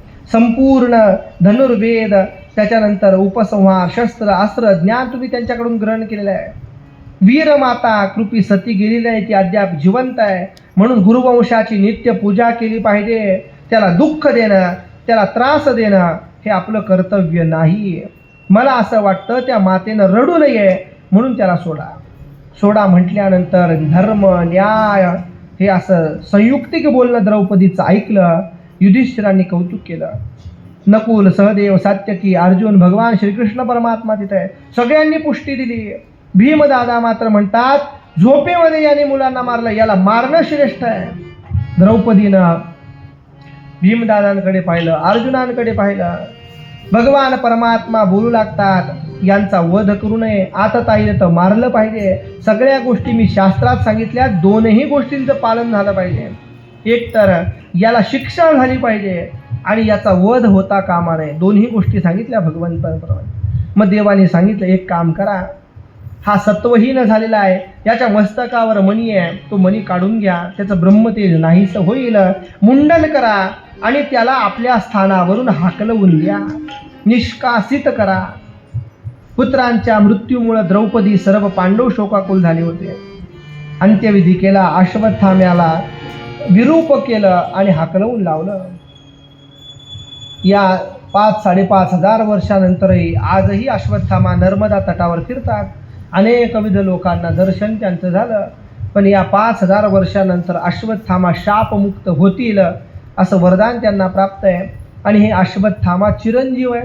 अश्वत्थामा बलिर्व्यासो हनुवंश विभीषण हा त्यांचं पहिलंच नाव आलं चिरंजीवांमध्ये. त्यानंतर पांडवांनी भगवान श्रीकृष्ण परमात्म्याच्या आज्ञेनं गेलेल्या स्वजनांना तिलांजली देण्याकरता गंगा तटावर आले. मृत बंधूंना तिलांजली दिली. त्याच वेळेला पांडवांची असणारी सून धावत धावत आली. तिनं भगवान परमात्माला प्रार्थना केली, देवा संकट पडलेलं आहे, तुम्ही लवकरात लवकर धाव घ्या. पाहि पाहि महायोगीन देव देव जगतपते नान्यम त्वदभयम पश्ये यत्र मृत्यू परस्परम.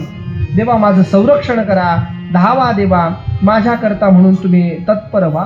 हे प्रभो आपण सर्वशक्तिमान आहात. तो लोखंडी बाण वेगानं माझ्याकडे येतोय, माझ्या गर्भाला धक्का लागेल. सूत महाराज म्हणतात भक्तवत्सल परमात्मा समजले पांडवांचा वंश होण्याकरता नाश होण्याकरता ब्रह्मास्त्राचा प्रयोग आहे. त्याच वेळेला भगवान परमात्मांनी सुदर्शन चक्रानं रक्षण केलं. आपल्या मायेनं उत्तरेला आच्छादित केलं. भगवान परमात्मांनी गर्भाचं संरक्षण केलं. त्यानंतर कुंती मातेनं भगवान परमात्माची प्रार्थना करायला सुरुवात केली. देवा मी एक अबला स्त्री आहे, मी तुम्हाला काय सांगणार आहे देवा, पण तरी देखील मी तुमची प्रार्थना करते. कुंती मातेनं अद्भुत स्तवन परमात्म्याचं केलं. तथा परमहंसानाम मुनीनाम अमलात्मना.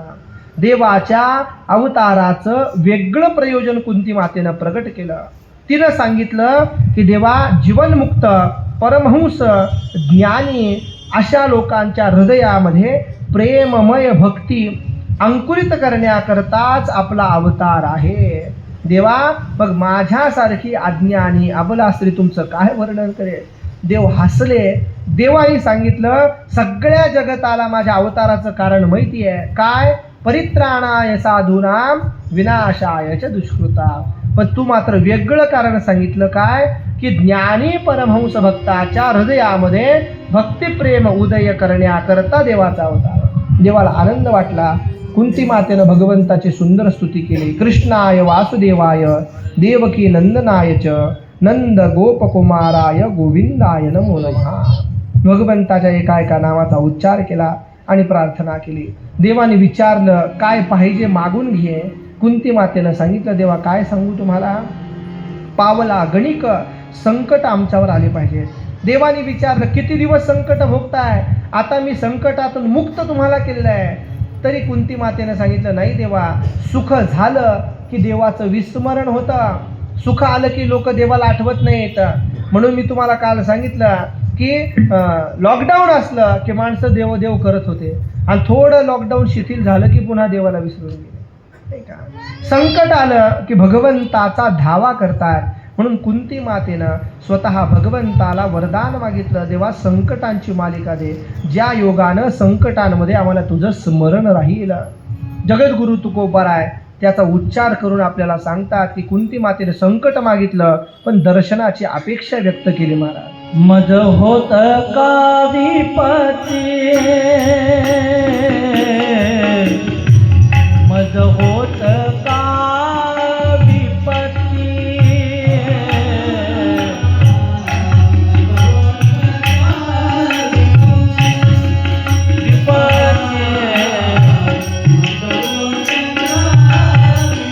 विपत्ती मज होत का विपत्ती,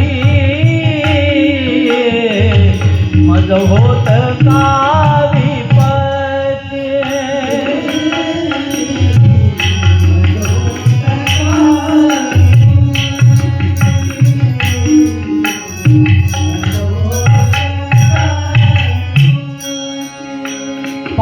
पांडुरंग राहो चित्ती, पांडुरंग राहो,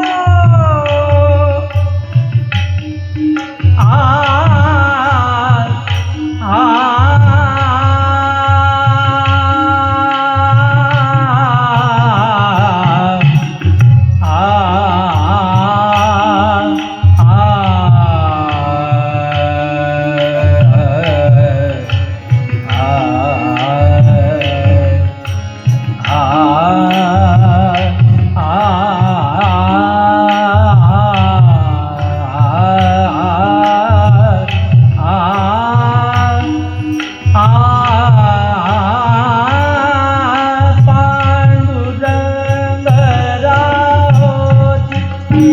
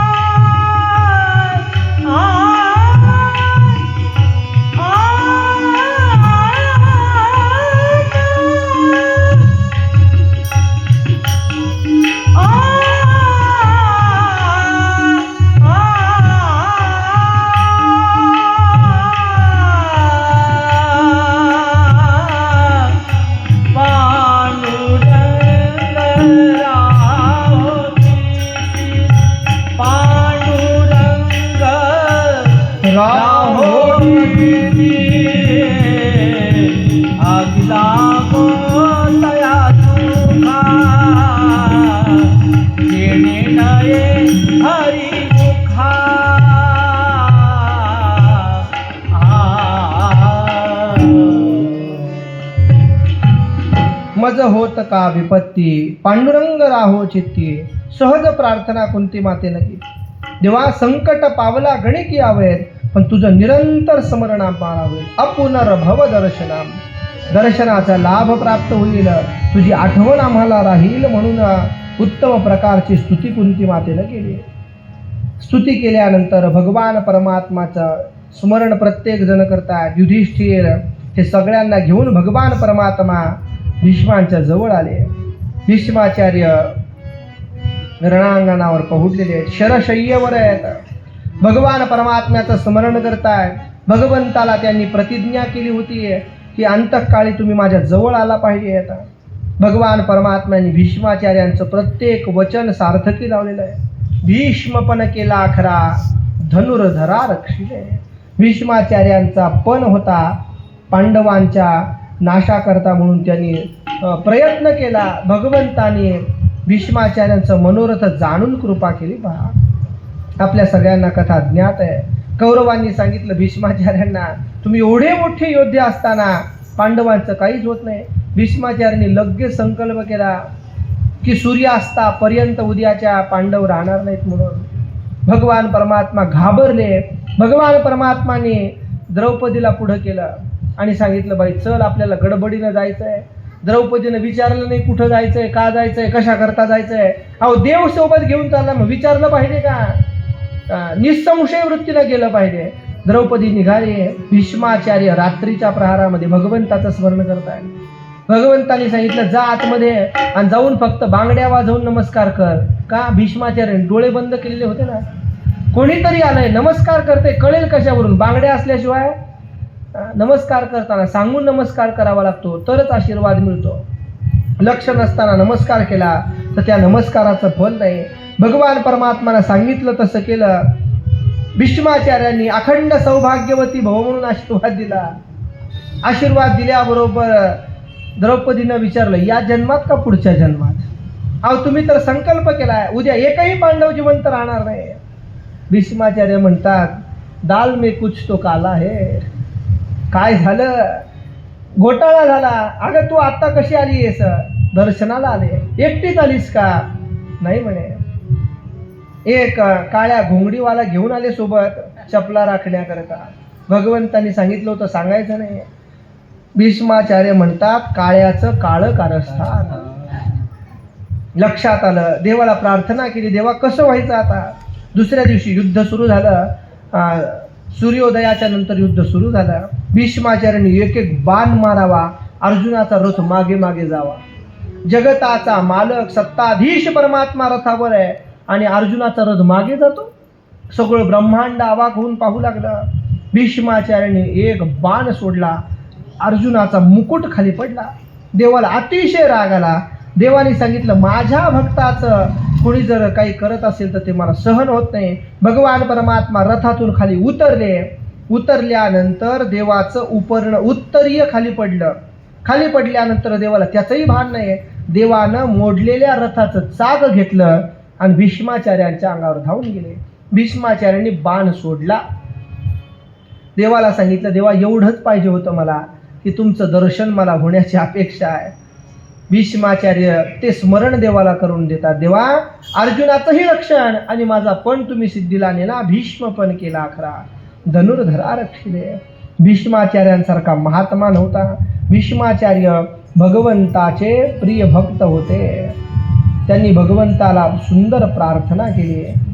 आता शरशय्येवर पडलेले आहेत, कोणत्याच पद्धतीनं उपचार करता येत नाहीत, म्हणून पुष्पताग्रज नावाच्या छंदामध्ये भगवंताची प्रार्थना केली. जणू ही वाक पुष्पांजली भगवंताच्या चरणावर अर्पण करतायत. इति मती रूप कल्पिता वितृष्णा भगवती सातवत पुंगवे विभूमने. भगवान परमात्माला सांगितलं, देवा तुमचं रूप पाहिलं आणि मला सुख समाधान झालं, पण मात्र मला असं वाटतं माझ्याकडे एक सुंदर असणारी कन्या आहे, ती कन्या तुम्हाला अर्पण करायची आहे. देवाने सांगितलं, तुम्ही तर अखंड ब्रह्मचर्य धारण करणारे आहात, तुमच्याकडे कुठे कन्या आहे? भीष्माचार्यांनी सांगितलं, रूप पाहता लोचनी सुख झाले ओ सहजनी. ही बुद्धिरूपी कन्या आणि तुम्हाला मला अर्पण करायची आहे. का तर त्रिभुवनामध्ये तुमच्यासारखं सौंदर्यवान दुसरं कोणी नाही. म्हणून हे भगवंता विजय सखे रतिरस्तुमी नवद्या. भगवंताच्या स्पष्ट नामाचा उच्चार न करता भगवंताच्या प्रिय भक्ताचा उच्चार करून भगवान परमात्म्याचं स्मरण केलं. विजय सखे, ज्याला युद्धामध्ये विजय मिळाला असा अर्जुन आणि त्या अर्जुनाचा असणारा सखा भगवान श्रीकृष्ण परमात्मा, त्यांच्या ठिकाणी माझी बुद्धी निष्काम रूपानं राहावी. भगवान परमात्माला सांगितलं, युद्धाच्या वेळेला चेहऱ्यावरचे तुमचे उडणारे केस, घोड्याच्या टापांच्या धुळीनं माखलेलं मुखकमल, सुंदर कवचधारी भगवान श्रीकृष्ण परमात्म्याच्या चरणी माझं नित्य स्मरण राहावं. एक एक प्रकारानं भगवान परमात्माला सुंदर प्रार्थना केली. प्रार्थना करताना भीष्माचार्य सांगतात, देवा एक काम करा, हे सावरिया गिरधारी लाला खबर लेना मेरी, नाही तो होंगी तेरी मेरी. देवा तुझ्याशी भांडणाचा प्रसंग येऊ देऊ नको, मी काय सांगतोय ते ऐक जरा आता. खाना देना तो अच्छा देना, देना शिरापुरी, नाही तो होंगी तेरी मेरी. भक्त देवाला काय मागतात? गमतीनं भगवान परमात्मा हसू लागले. भीष्माचार्य म्हणतात, देशील तर चांगलं दे, नाही तर देऊच नको. काय चांगलं पाहिजे? देना शिरापुरी. देवा कपडा देना तो अच्छा देना, देना भर जर तारी. वस्त्र द्यायचं असेल तर सुंदर दे, नाहीतर होंगी तेरी मेरी. घोडा देना तो अच्छा देना, देना ऊपर आबदागिरी, नाही तो होंगी तेरी मेरी. देवा घोडा देशील नुसता आणि वर छत्र काही नको का? ऊन लागेल, वारा लागेल, ऊपर देना आबदागिरी, नाही तो होंगी तेरी मेरी. देवा काय सांगू तुला, बेटा देना तो अच्छा देना, देना जिकर करेगा तेरी, नाही तो होंगी तेरी मेरी. आता इथं भीष्माचार्य ब्रह्मचार्य त्यांना कुठं पुत्र पाहिजे, पण भगवंताला आवाहन केलं, देवा देशील तर असं दे, नाही तर देऊ नको बाबा. भगवान परमात्माला प्रार्थना करून भीष्माचार्याने देवाला पाहत पाहत भगवंताच्या चरणी आपला देह अर्पण केला. सुंदर प्रकारचं हे मरण भीष्माचार्यांना प्राप्त होतं. भगवान परमात्मांनी धर्मराजांना सांगून भीष्माचार्यांचे संस्कार करवले. संस्कार करवल्यानंतर भगवान परमात्मा द्वारकेला गमन करतात. द्वारकेला निघाले. अर्जुनजी भगवान परमात्म्याच्या सोबत गेलेले आहेत. भगवंताचं ठाई ठाई मोठं स्वागत होत आहे. प्रत्येक ठिकाणी भगवान परमात्माचा गौरव होतोय. भगवान परमात्मा द्वारकेमध्ये प्रवेश करतात. द्वारकेमध्ये भगवान परमात्मा आले. समयोचित राजोचित स्वागत परमात्म्याचं झालं. भवाय नस्त्वं भव विश्वभावन. भगवान परमात्मा सगळ्यांनी प्रार्थना केली, देवा आमचं कल्याण करा, आपण आमचे परम दैवत आहात. अहो सनाथा भवतास्मै यद्वयम्. देवा आज आम्ही सनाथ झालो, कारण इतके दिवसपर्यंत तुम्ही द्वारका सोडून राहत होतात. समस्त द्वारकावासी जनांना भगवान परमात्मानी आनंद प्राप्त करून दिला. आनंद प्राप्त करून दिल्यानंतर भगवंत तिथे राहत आहेत. शौनकांनी विचारलं, ते अस्त्र सोडलं होतं, मग उत्तरेचा गर्भ नष्ट झाला का सांगा, काय झालं नेमकं सांगा. त्याच वेळेला सूत महाराज सांगतात, ऐका, त्या अस्त्रानं गर्भ नष्ट झाला होता, पण भगवंताच्या कृपेनं तो पुन्हा जिवंत झाला. जिवंत झाल्यानंतर सूत म्हणतात, धर्मराज युधिष्ठिर पुत्रवत प्रजेचं पालन पोषण करतात, निस्पृह रूपानं पालन पोषण करतायत. भगवान परमात्म्याच्या कृपेनं उत्तरेला सुंदर ज्योतिर्मय असा पुरुष त्या गर्भामध्ये दिसतोय. अंगठ्याप्रमाणे त्याचं स्वरूप आहे आणि 10 महिन्यानंतर परीक्षित राजांचा जन्म आहे. भगवान परमात्म्याच्या प्रिय भक्तांचं हे चरित्र आहे. भगवंताचे प्रिय भक्त आपल्यासारखं 9 महिन्यातच जन्माला येतात असं नाही. परीक्षिती राजाचा जन्म स्वतः 10व्या महिन्यात आहे. शुकदेव 12 वर्षाच्या उदरामध्ये राहिले. गोस्वामीजी तुलसीदास 12व्या महिन्यात जन्माला आले. प्रत्येक भक्ताचं असं स्वतंत्र चरित्र आपण पहा. काही ऐतिहासिक महापुरुषांचंही चरित्र पाहताना ते 9व्या महिन्यात नाही जन्मले, 10व्या महिन्यात जन्मलेच्या कथा आहे. इथे सुंदर प्रकारानं परीक्षिती राजाचा जन्म होतो. जन्म झाल्यानंतर लगेच तातडीनं त्याचे सर्व सुंदर विधी होतात. विष्णुरात त्याचं नाव ठेवलं. युधिष्ठिरांनी सगळ्यांना विचारलं, याचं काही गुणवर्णन करा. सगळ्याचं साधुसंत ऋषीमुनींनी सांगितलं, हा तुमच्या कुळाचं नाव उज्ज्वल करेल, तुमच्या कुलाप्रमाणे हा आचरण करेल, काळजी करू नका, काळजी करू नका म्हटल्यानंतर परीक्षित राजा वाढतोय. इकडं विदुरांनी धृतराष्ट्रांना सांगितलं, किती दिवसपर्यंत राहताय? आता तर कौरवही शिल्लक राहिलेले नाहीत. त्याच कौरवांनी ज्या पांडवांना त्रास दिला तेच पांडव तुमचं संरक्षण करतायत, लालन पालन करतायत, पोषण करतायत. किती दिवसपर्यंत इथं राहणार? धृतराष्ट्रांना कळालं की आपण चुकीचं वागतोय. आता आपण आपला आत्मोन्नती उद्धार करून घेतला पाहिजे. म्हणून धृतराष्ट्र निघाले महाराज. निघाल्यानंतर गांधारी 2 जण निघून जातात. धर्मराजांनी पाहिलं की आपल्या कक्षामध्ये धृतराष्ट्र दिसत नाहीत. विचारलं कुठे गेले? विदुरांनी सांगितलं, काळजी करू नका, ते आता स्वतःहून बाहेर पडले आणि बाहेर पडून उत्तम प्रकारची गती प्राप्त करून घेतात. गती प्राप्त करून घेतात म्हटल्यानंतर धर्मराजांना वाईट वाटलं, पण मात्र योग जे होतं ते चांगल्या करता होतं हा विचार त्यांनी केला. विचार केल्यानंतर सूत महाराज शौनकांना सांगतायत, धृतराष्ट्र दिसत नाही हे पाहून धर्मराज जसे व्याकुळ झाले. हे उत्तम पुरुषाचं लक्षण सांगितलं. का तर उत्तम पुरुष कोण आहे? जो जगताच्या दुःखामध्ये दुःखी होतो आणि जगताच्या सुखामध्ये सुखी होतो. आपल्या शेजाऱ्याला झालेलं दुःख पाहून आनंद होतो, त्याला उत्तम म्हणत नाही, त्याला दुर्जनच म्हणतात. संतांच्या ठिकाणी असणारं हे सामर्थ्य आहे. समस्सर्व सुखदुःखेषु अनेक पद्धतीने त्याचं वर्णन आहे. भगवान परमात्मा द्वारकेमध्ये राहतात. अर्जुन तिथून निघालेले आहेत. भगवंताचं इकडं निजधाम गमन होतं. युधिष्ठिरांना अपशकून होऊ लागले. त्याच वेळेला अर्जुन महाराज द्वारकेहून परत आले आणि परत आलेले पाहिल्यानंतर त्यांचं मुखकमल म्लान दिसलं. धर्मराजांनी ओळखलं काहीतरी अघटित घडलेलं आहे. मग अर्जुन महाराजांनी सांगितलं, भगवान परमात्मा निजधामाला गेले. त्यावेळेला प्रत्येक पांडवांना भगवान परमात्म्याचं निरतिशय स्मरण होऊ लागलं, आठवण काढू लागले. प्रत्येकाने आठवण काढावी. त्यात सगळ्यात जास्त आठवण अर्जुनांना येऊ लागले. अर्जुन म्हणतात, प्रत्येक क्षणाला देव माझ्याबरोबर आहेत. माझं सारथ्य भगवान परमात्माने केलं. महाभारतीय युद्ध प्रसंगामध्ये भगवान परमात्मानी अर्जुनाला अगोदर रथात बसवावं आणि मग देवानं रथामध्ये बसवावं. हात देऊन अर्जुनाला खाली घ्यावं. अर्जुन म्हणतात, देवानं काय केलं नाही माझ्याकरता. अर्जुनाची घोडी धुतली अनंते. भगवंतानी घोडी ध्वजाचं काम केलं. त्यात पुढे जाऊन अर्जुन महाराज म्हणतात, काय सांगावं. एक वेळेला भगवान परमात्मा आणि मी फिरायला गेलो. फिरायला गेल्यानंतर निसर्गाचं सौंदर्य पाहिलं आणि माझ्या मनामध्ये संकल्प झाला, इथं माझी बायको असती तर बरं झालं असतं. भगवान परमात्म्याने मनोगत ओळखलं, सुभद्रेला तिथं प्रगट केलं. अर्जुन महाराज 2 जण फिरतायत. फिरल्यानंतर अर्जुनांनी सुभद्रेला सांगितलं, लवकर जा. तिने सांगितलं, महाराज काहीतरी या गोष्टीचं स्मरण म्हणून मला द्या. अर्जुनांनी हातातली अंगठी काढून दिली, कारण तेव्हा मोबाईल नव्हते ना फोटो काढायला. स्मरण म्हणून अंगठी दिली. भगवान परमात्मा रथामध्ये बसले, अर्जुनजी बसले. देवानं हातात चाबूक घ्यावा आणि तो घोड्याला दाखवावा, अर्जुनापर्यंत न्यावा. आता शहाण्या माणसाला काही सारखं सांगावं लागतं का? शहाण्या माणसाला इशाऱ्यावर कळत असतं. अर्जुन विचार करता, देवाने चाबूक का घेतला? कारण देव ज्या रथामध्ये बसलात तिथले घोडे काय असे शांत चालतील का? देवाने विचार केला. क्षणभर देवाकडे पाहिलं तर बोटात अंगठी दिसली. अर्जुनाने विचारलं, देवा कुठून आणली? देवाने सांगितलं, अर्जुना तुम्ही ज्या दुकानात गेले होते ना तिथूनच आणली. देवा किती रुपयांची आहे? अर्जुनाने सांगितल्यानंतर देव म्हणतात, तुम्ही केवढ्याला घेतली? त्याच रुपयांची आहे. आता काय करावं प्रश्न पडला.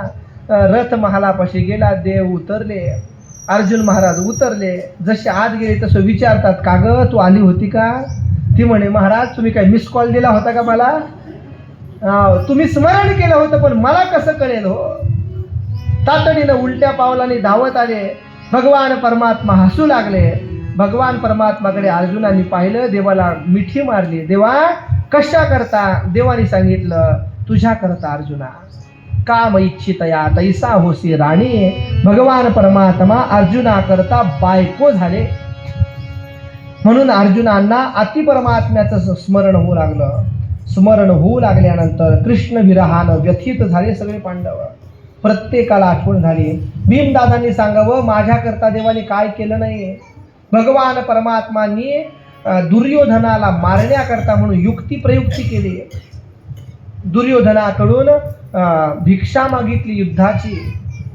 दुसरा प्रसंग आठवला. पौष महिन्यामध्ये धनुर्मास असतो आणि या धनुर्मासामध्ये एक दिवस भगवान परमात्माला भोजनाचं निमंत्रण द्यायचं होतं पांडवांना. हे सगळ्यांनी सांगितलं, दादा देवाला फोन करून आमंत्रण सांगा. दादा गेले विसरून. दादागिरीच विसरून गेल्यानंतर सुंदर प्रकारानं मुहूर्त पाहिला. प्रातःकाळी ब्रह्ममुहूर्तावर भगवंताचं पूजन झालं. नैवेद्य अर्पण झाला. सूर्योदयाला आरती होते आणि मग पात्रावर बसावं लागतं. सगळे पानं मांडले. पांडवांनी सगळ्यांनी विचारलं, अरे देव कुठे आहे? भीमदादा म्हणतात, थांबा बोलावून आणतो. ती भीमदादांची गदा घेतली. बाहेर आले. 10,000 हत्तींचं बळ असणारी ती गदा आकाशामध्ये फेकली आणि फेकल्यानंतर देवाचं आवाहन केलं, देवा जिथं असताल तिथून या गदेला धरून खाली या. नाही आलात तर ही गदा माझ्या डोक्यात पडेल आणि तुमचा भीम तुम्हाला दिसणार नाही. देव पॅराशूट सारखं गदा धरून खाली आले. भीमांना विचारलं, कशा करता बोलवलं तातडीनं? भीमांनी सांगितलं, हातपाय धुवान जेवायला बसा. देवा जेवणाचं आमंत्रण होतं म्हणून बोलवलं. देवाने विचारलं, भीमा जेवणाचं आमंत्रण देण्याची ही कोणती पद्धत? अरे तुला कळतं का? जेवायला बोलवायचं असेल तर आदराने प्रेमाने बोलवावं लागतं. आल्यानंतरही जेवताना प्रेमाने बोलावं लागतं. प्रेमाने वागावं लागतं. पांडवांच्या यज्ञामध्ये भगवान परमात्माने भीमांना जबाबदारी दिली होती आलेल्या लोकांना अन्नदान करण्याची. आलेले सगळे अतिथी याचकगण भीम दादा अशी गदा घेऊन फिरायचे आणि म्हणायचे, घ्या जिलबी. ती गदा पाहिल्यानंतर लोक घेत होते का? 2-4 दिवस झाले, 8 दिवस झाले.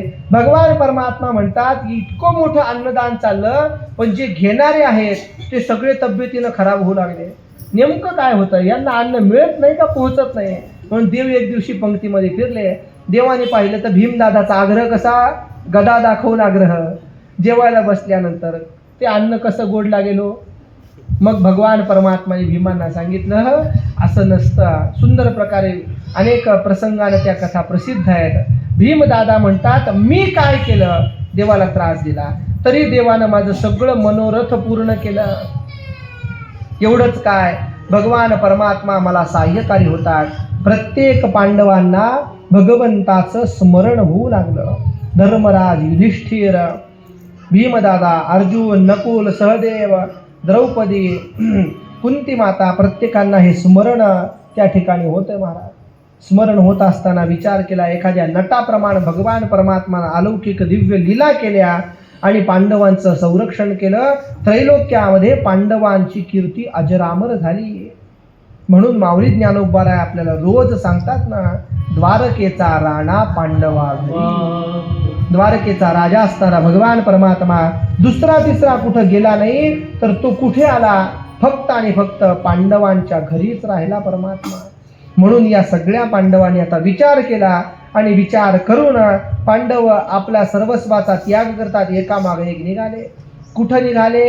काय निघाले? कोणी कोणाला विचारायला तयार नाही. हळूहळू चाला, कोणी कोणाशी न बोला. सहज निघाले. उत्तम गती प्राप्त करून घेण्याकरता, स्वर्गारोहण करता निघाले. सदेह स्वर्गाला पांडव जातात. द्रौपदीनं पाहिलं, कशाची अपेक्षा राहिली नाही. पांडव भगवंताच्या स्वरूपाला प्राप्त झाले, महाप्रयाण झालं. तिनंही स्मरण केलं आणि एकांत मचिरापतम, भगवंताचं स्मरण करून एकांत रूपामध्ये भगवंताला एकरूप झाले. एकरूप झाल्यानंतर सूत महाराज म्हणतात, परीक्षिती राजा आता राज्य करू लागला. उत्तरा राजाची कन्या इरावतीशी तिनं विवाह केला. त्यानं जन्मेंजय आदी पुत्र झाले. मोठे मोठे यज्ञ परीक्षिती राजानं केले, आपल्या कुळाची कीर्ती वाढवली. एक वेळेला दिग्विजय करत असताना त्यानं पाहिलं, शूद्र असून कली राजाचा वेश घेतलेला आहे, गाई आणि बैलाला लाथांनी मारतोय. शौनक महर्षी विचारतात, हे नेमकं काय प्रकरण आहे? त्यावेळेला गोमातेला आणि धर्मस्वरूप असणाऱ्या बैलाला हा कली त्रास देतोय. त्यावेळेला त्या दोघांनी परीक्षित राजाकडे याचना केली. परीक्षित राजानं कलियुगाचं दमन करण्याचं ठरवलं आणि दमन करण्याकरता शासन करायचा विचार केला. पण कलियुग हुशार होता. कलियुगानं लग्गे पाय पकडले आणि पाय पकडून सांगितलं की बाबा, तू पांडवांचा वंशज आहे, मी तुला शरण आलेलो आहोत, आता तू मला मारू शकत नाही. राजानं सांगितलं, हरकत नाही, मी तुला मारणार नाही, पण एक काम कर, माझ्या राज्यामध्ये राहू नको. मग राहण्याकरता राज्य जागा पाहिजे. कलियुगाने सांगितलं, राहण्याकरता एखादा प्लॉट देऊन टाका बाबा मला. प्लॉट द्या म्हटल्यानंतर परीक्षित राजा म्हणतात, एक काम करा, द्यूतम पानम स्त्रिया सुना यत्रा धर्मश्चतुर्विधा. एक काम करा, असत्य, मद, आसक्ती, निर्दयता हे 4 स्वरूप जिथं आहेत, द्यूत, मद्यपान, व्यभिचार आणि हिंसा, तिथं कलियुगाला राहण्याकरता जागा दिली. 4 गुंठ्यांचा प्लॉट दिला असं समजा, नाही का? एक अवगुणाकरता एक गुंठा प्लॉट देऊन टाकला. कलियुगाने सांगितलं, महाराज इथं चांगले लोक येतील का? इथं सगळे दुर्जनच येतील. एखादं असंच ठिकाण द्या, अमुनी पंचस्थानानी ये धर्म प्रभव कली. 5वं ठिकाण कुठंतरी मला राहण्याकरता चांगलं द्या, की जिथे सज्जनाचा संपर्क येईल. आणि मग कलियुगाला राहण्याकरता सुवर्ण धन नावाचं 5वं ठिकाण दिल्यानंतर तप, शुद्धता, दया हे 3 चरण त्या बैलरूपी धर्माला जोडले. आश्वासन दिलं, पृथ्वीचं संरक्षण केलं आणि संरक्षण करून राजा सिंहासनावर विराजमान झाला. सिंहासनावर विराजमान झाल्यानंतर राजा राज्य करतोय. एक दिवस राजा शिकार करण्याकरता गेल्यानंतर आता कलियुगच तिथं आलेला आहे, कलियुगाचा प्रादुर्भाव झालेला आहे. त्यामुळे कलियुगामध्ये बुद्धीचा या ठिकाणी उपयोग चांगल्याच ठिकाणी होईल असं नाही. मी तर गमतीनं अनेक पद्धतीनं सांगत असतो, जितकी आपण प्रगती करतोय, जितके सुरक्षा स्थान आपण निर्माण केले आहेत, त्या प्रत्येक सुरक्षेला भेदण्याचं ज्ञान आपलेच लोक तयार करतात. एकीकडून संरक्षण कवच आपण तयार करतोय आणि आपल्यातलेच काही लोक बुद्धी चांगल्या कामाला खर्च करत नाहीत, उलट्या कामाला खर्च करतात. पाहिलेला प्रसंग आम्ही आपल्या एका गुरुभक्ताची गाडी चोरीला गेली. वन फिरले, गाडी त्यांनी शोधल्यानंतर ज्यानं ती चोरली होती त्यालाही पकडल्यानंतर पोलिसांना आश्चर्य वाटलं, एवढ्या अत्याधुनिक प्रणालीची गाडी चोरलीच कशी काय? अहो, गाडीला नुसता हात लावला तर 100 ठिकाणी त्याचं वाजतं सायरन, मोबाईल अलर्ट होतो, गाडी वाजती, अशी गाडी चोरली कशी आहे? मग ते प्रात्यक्षिक करून दाखवण्याकरता चोराला सांगितलं, तुझी गाडी चोरली कशी दाखव. त्यानं व्हिडिओज काढला पोलिसांनी आणि त्याचं ते तंत्रज्ञान पाहिल्यानंतर पोलिसांनी डोक्याला हात लावला आणि सांगितलं, बाबा हे करून तुला काय मिळतं? तू म्हणे समाधान मिळतं. अरे, तू जर कंपनीत नोकरीला लागला तर ते लोक तुला डोक्यावर घेऊन असतील. एवढं अद्भुत तंत्रज्ञान तुझ्याकडे आहे, एवढी अद्ययावत तंत्रज्ञानाने युक्त असणारी गाडी तुला चोरता येते, याचा विचार तू कर. पण चोर तो चोरच शेवटी. सांगण्याचं तात्पर्य, बुद्धी कलियुगामध्ये तर्कयुक्त वागते. चांगल्या मार्गाने जाण्याकरता सहज ती तयार होत नाही, उलट याच्यामध्ये वाईट काय होईल याचा विचार करते. हा कलियुगाचा प्रभाव आहे. ऐका कलीचे महिमान, असत्य रिझले जन, पापा देती अनुमोदन करती हेळन संतांचे. असत्य कर्म करण्याकरता सदा सहाय्य करणारे कलियुग आहे. राजा निघाल्यानंतर वनामध्ये गेला. सैन्याची ताटातूट झाली, तहान लागल्यानंतर ऋषीच्या आश्रमामध्ये गेल्यानंतर ऋषी ध्यानस्थ बसलेले आहेत. ध्यानस्थ बसलेले असताना राजाला राग आला. राजाने सांगितलं, बाबा मी राजा आहे, माझ्या राज्यामध्ये तुम्ही राहताय, मला पाणीही विचारलं नाही, माझा सन्मान केला नाही. मेलेला साप आपल्या बाणाच्या टोकानं उचलला, राजाने सत्कार केला ऋषीचा. त्या ऋषीपुत्रानं पाहिल्यानंतर राग आला, ताबडतोब शाप देऊन टाकला, आजपासून 7व्या दिवशी राजा तुला तक्षकाचा दंश होऊन तुला मरण येईल. ऋषींना वाईट वाटलं. ऋषींनी डोळे उघडून सांगितलं, बाळा असं करू नये. कोणी कसंही वागलं तरी आपल्याला तसं वागता येत नाही. माऊली ज्ञानोबारायांवर जगतानं अनेक प्रकारानं संकट उभे केले. माऊली एके दिवशी फार खिन्न हृदयानं झाले. इतके खिन्न झाले की आपल्या ताटीचं दार लावून बसले. आईसाहेब मुक्ताबाईंनी त्यांना सुंदर उपदेश केला, माऊली आपल्याला असं वागून चालणार नाही. जग कसंही वागलं तरी आपल्याला तसं वागता येत नाही. योगी पावन मनाचा, साहे अपराध जनाचा. माऊलींना उपदेश केला, हे जग कसंही वागलं तरी आपल्याला तसं वागता येत नाही. म्हणून परीक्षिती राजा कसाही वागला तरी शमीक ऋषींनी सांगितलं, बाळा आपल्याला तसं वागता येत नाही. त्याच्यामध्ये आणि आपल्यामध्ये हा फरक आहे ना, फरक दिसला पाहिजे. मग याच्याकरता म्हणून आपण काय करावं? ऋषीपुत्राला सांगितलं, बाबा जा राजाला जाऊन तातडीनं सांग की आजपासून 7व्या दिवशी तुमचं मरण येणार आहे. असा विचार केला महाराज. ऋषीपुत्र धावत गेला. राजालाही मनोमन शंका आली की मी कोणालाच घाबरत नाही, पण साधू संतांच्या ऋषीच्या शापाला मात्र मी घाबरतो. आणि तसंच झालं. ऋषीपुत्राने येऊन सांगितलं. निंद्य कर्माचा पश्चाताप राजाला होऊ लागला. त्याच वेळेला ऋषीपुत्राने सांगितलं, 7 दिवसात तुम्ही मरणार आहात. एका क्षणामध्ये राजाला तीव्र वैराग्य झालं. जन्मेंद्रियाला राज्यकारभार दिला आणि राजाने विचार केला. सर्वस्वाचा त्याग करून गंगा तटावर राजा आला. मोठ्या धैर्यानं राजा संत सभेसमोर बसलेला आहे. त्या सर्व साधू संतांना पाहिलं, त्यांचं पूजन केलं, प्रार्थना केली की आजपासून 7व्या दिवशी मला मरण येणार आहे, मी काय करावं सांगा. असा प्रश्नच राजा विचारतोय. त्याच वेळेला तत्रा भवन भगवान व्यासपुत्रो यदृच्छया गामट मानोनपेक्षा अलक्षलिंगो निजलाभ तुष्टो वृतश्च बालैर अवधूत वेशः. अवधूत वेश असणारे तम ज्येष्ठ वर्षम सुकुमार पादम. वय वर्ष 16 आहे. अत्यंत सुंदर देह आहे, शोभिवंत देह आहे. अशा प्रकारचं अद्भुत रूप धारण करून भगवान शुक्राचार्य त्या संत सभेमध्ये प्रकाशित होतात. शुकाचार्य भगवान अत्यंत शोभिवंत स्वरूप आहे. परीक्षित राजानं आत्मनिवेदन रूप पूजा केली. पूजा केल्यानंतर बुद्धिमान शुकदेव बसलेले आहेत. परीक्षित राजा जवळ आला, चरणावर मस्तक ठेवलं, उठून उभं राहिला, हात जोडून प्रार्थना केली. महाराज आम्ही अपराधी क्षत्रिय आहे, सत्संगाचे आज अधिकारी आहेत. भाग्यवान आपण अतिथी रूपाने इथपर्यंत आलात. येशाम संस्मरणात पुसाम सद्य शुद्ध्यंत्य वैगृहा. आपल्यासारख्या महात्म्यांचं स्मरण हे मनुष्य मात्राला सुख समाधान प्राप्त करून देणार आहे. मग आपलं दर्शन आणि स्पर्श झाला तर आनंदाला भरती आहे. पण जर पाद्यपूजन झालं तर त्याचं वर्णन ते काय करावं. आम्ही भाग्यवान आहोत. सान्निध्यात ते महायुगीन पातकाने महांत्यपी. भगवान परमात्म्याच्या समोर दैत्य थांबत नाहीत. त्याचप्रमाणे आपल्या सन्निधानामध्ये कोणतंही महापाप राहू शकत नाही. सर्व पातकांचा क्षणात नाश होतो. या संतांच्या स्मरणानं कोणत्याही प्रकारचं पाप राहू शकत नाही. तुका म्हणे पापे जाती संताची या जपे. म्हणून राजानं हात जोडून प्रार्थना केली. यत् श्रोतव्यमतो जप्यम यत् कर्तव्यम नृवी प्रभो. सांगा ना मनुष्यानं काय करावं. अंतःकाळ जवळ असलेल्या मनुष्यानं कोणता जप करावा, कोणतं स्मरण करावं, नेमकं काय करावं सांगा. भगवान शुकदेव राजाचा प्रश्न ऐकतायत. शुकदेवांचं मोठं महात्म्य आहे. न लक्ष्यते ह्यवस्थानमपि गोदोहनम क्वचित.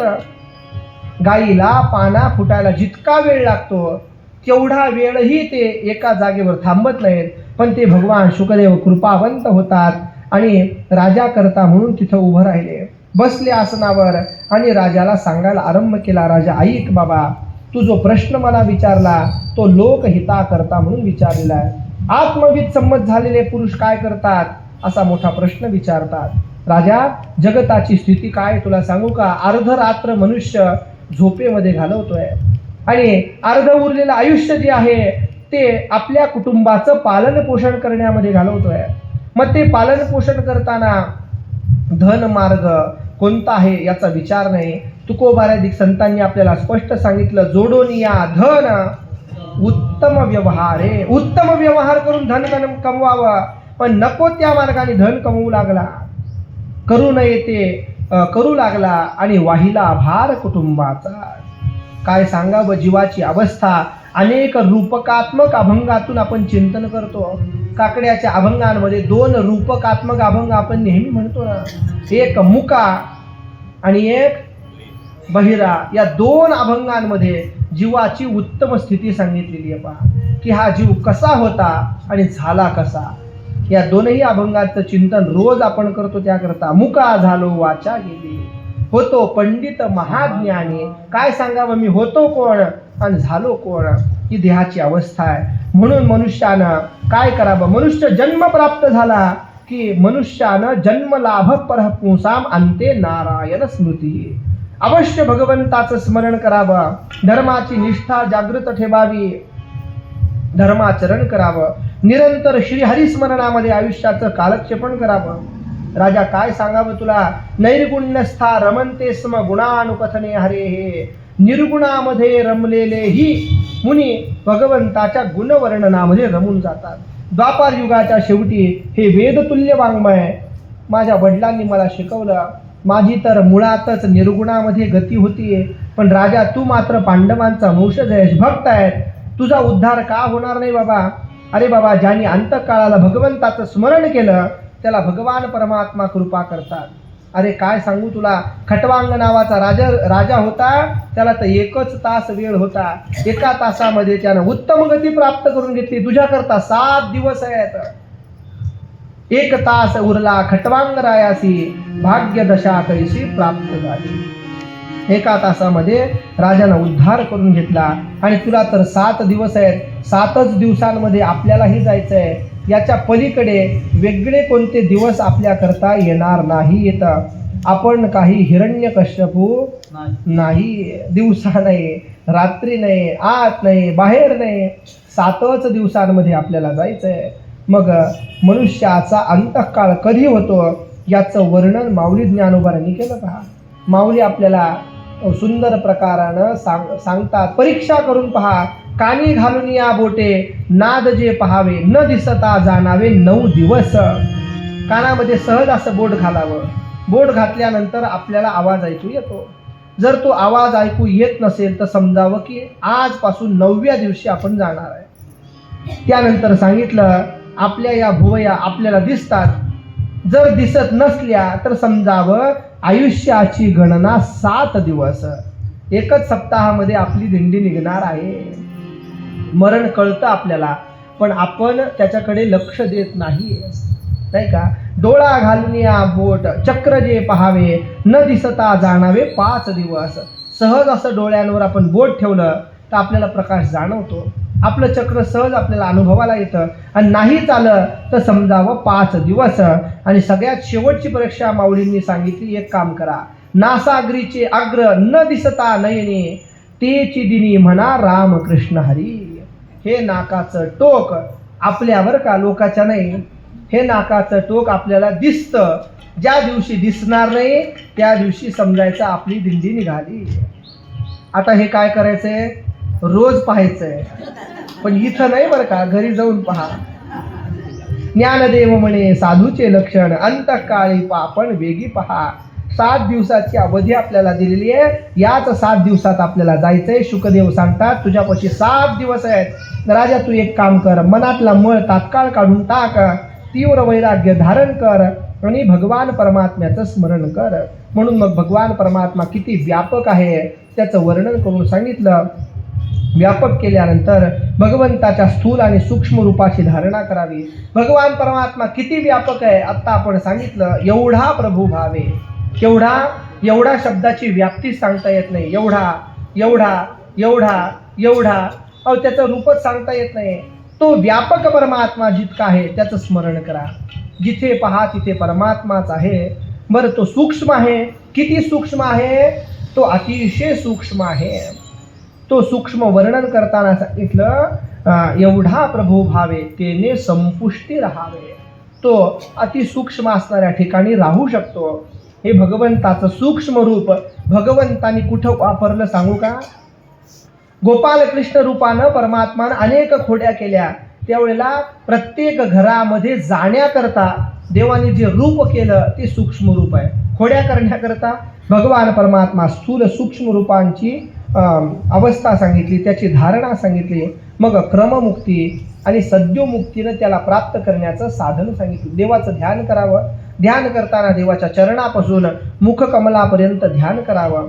संचिंतयेत भगवतश्चरणारविंदम, देवाच्या चरणाचं स्वरूप स्मरण करावं. स्मरण करत करत मुखकमलापर्यंत ध्यान करावं. हा ध्यान योग सांगितला. वेगवेगळ्या देवतांचं वर्णन केलं. कोणत्या देवतेच्या उपासनेनं काय प्राप्त होतं याचा उच्चार शुकदेवांनी केला. पण सांगताना सांगितलं की एक काम करा, सर्व काम या देवतांच्या उपासनेनं सिद्धीला जातील, पण सर्व ठिकाणी कुठे ना कुठे अडकावं लागेल. याच्याकरता सोपा उपाय करा. अकाम सर्व काम वा मोक्ष काम उदाहरणी.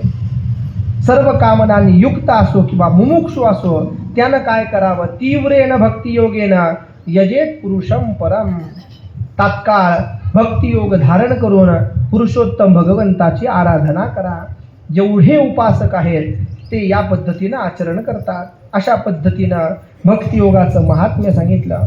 महात्म्य सांगितल्यानंतर भगवान परमात्म्याच्या सृष्टीविषयक प्रश्न राजाने विचारले. शुकदेव कथेचा आरंभ करतात, सृष्टीचा मोठा विस्तार करतात. वेगवेगळ्या प्रकारची सृष्टी या ठिकाणी प्रकट होते. राजाने विचारलं, महाराज आपण भगवत स्वरूप मुनीवर आहात, सर्वज्ञ आहात. मला आपल्याकडून जाणून घेण्याची इच्छा आहे की भगवान परमात्मा मायेनं सृष्टीची उत्पत्ती करतात, मग ती सृष्टीची रचना ब्रह्मदेवांनाही कधी कधी कळत नाही. कारण काय? भगवान परमात्मा संरक्षित सृष्टी आहे, भगवंताची सृष्टी आहे. या ब्रह्मदेवादिकांनाही मोहित करणारी होते. सगळ्या प्रकारच्या प्रश्नांचं भगवान श्री शुकदेव उत्तर देतात. त्याच्याकरता मंगलाचरण करतात. पुन्हा मंगलाचरण करताना भगवान परमात्म्याचं गुणवर्णन केलं. ब्रह्मदेव, विष्णू, शंकर ज्याचं रूप धारण करतात, जो सर्वांतर्यामी परमात्मा आहे, अनंत महिमा धारण करणारा परमात्मा आहे. नमः परस्मै पुरुषाय भूयसे, त्या परमात्माला आम्ही नमस्कार करतो. एक एक परमात्म्याच्या गुणांचं वर्णन करून भगवंताचं सुंदर मंगलाचरण केलं. सगळ्यात महत्त्वाचा श्लोक शुकदेव वर्णन करतात. यत् कीर्तनम यत् स्मरणम यदीक्षणम यद वंदनम यत् श्रवणम यदर्हणम. ज्याचं कीर्तन, स्मरण, दर्शन, वंदन, श्रवण आणि पूजन जीवांच्या समस्त पापांचा नाश करणारा आहे, तो पुण्यकीर्ती असणारा भगवान परमात्मा, आम्ही त्याची वंदना करतो. तस्मै सुभद्र श्रवसे नमो नमः. मग त्याचं गुणवर्णन केलं की जे जे भगवंताला शरण आले त्या प्रत्येकाचं संरक्षण परमात्मानं केलं. नाही, त्यांना पवित्रत्व प्राप्त करून गेलं. अशा प्रभविष्णवे नमः, त्या शक्तिमान असणाऱ्या भगवान परमात्म्याला आम्ही नमस्कार करतो. सर्व जगताचं पतित्व स्वरूप ज्याच्याकडे आहे, जो भक्तवत्सल आहे, तोच परमात्मा माझ्यावर प्रसन्न होवो म्हणून प्रसिद्धता मे भगवान सतांपती. त्या भगवंताचं सुंदर स्मरण करून मंगलाचरण भगवान श्री शुकदेव करतात. आता या प्रसंगाचं स्मरण करून भगवान परमात्माने सांगितलं की देवर्षी नारदांनी पूर्वी हाच सृष्टीविषयक प्रश्न ब्रह्मदेवांना केला होता. नारद आणि ब्रह्मदेवांचा हा उत्तम संवाद भगवान श्री शुकदेव राजाला सांगतात. सूत महाराज शौनकांना सांगतात. तेच ज्ञान या सर्व साधू संतांच्या कृपेनं आपणही श्रवण करत आहोत. आता सृष्टी विषयक विस्तार, नारद ब्रह्मदेव संवाद यांचं चिंतन उद्याच्या सत्रामध्ये आपण विस्तारानं पाहणार आहोत. आत्तापर्यंतची झालेली कथा भगवंताच्या सद्गुरू संतांच्या चरणी अर्पण करून कथेला आपल्याला याच ठिकाणी विराम द्यायचा.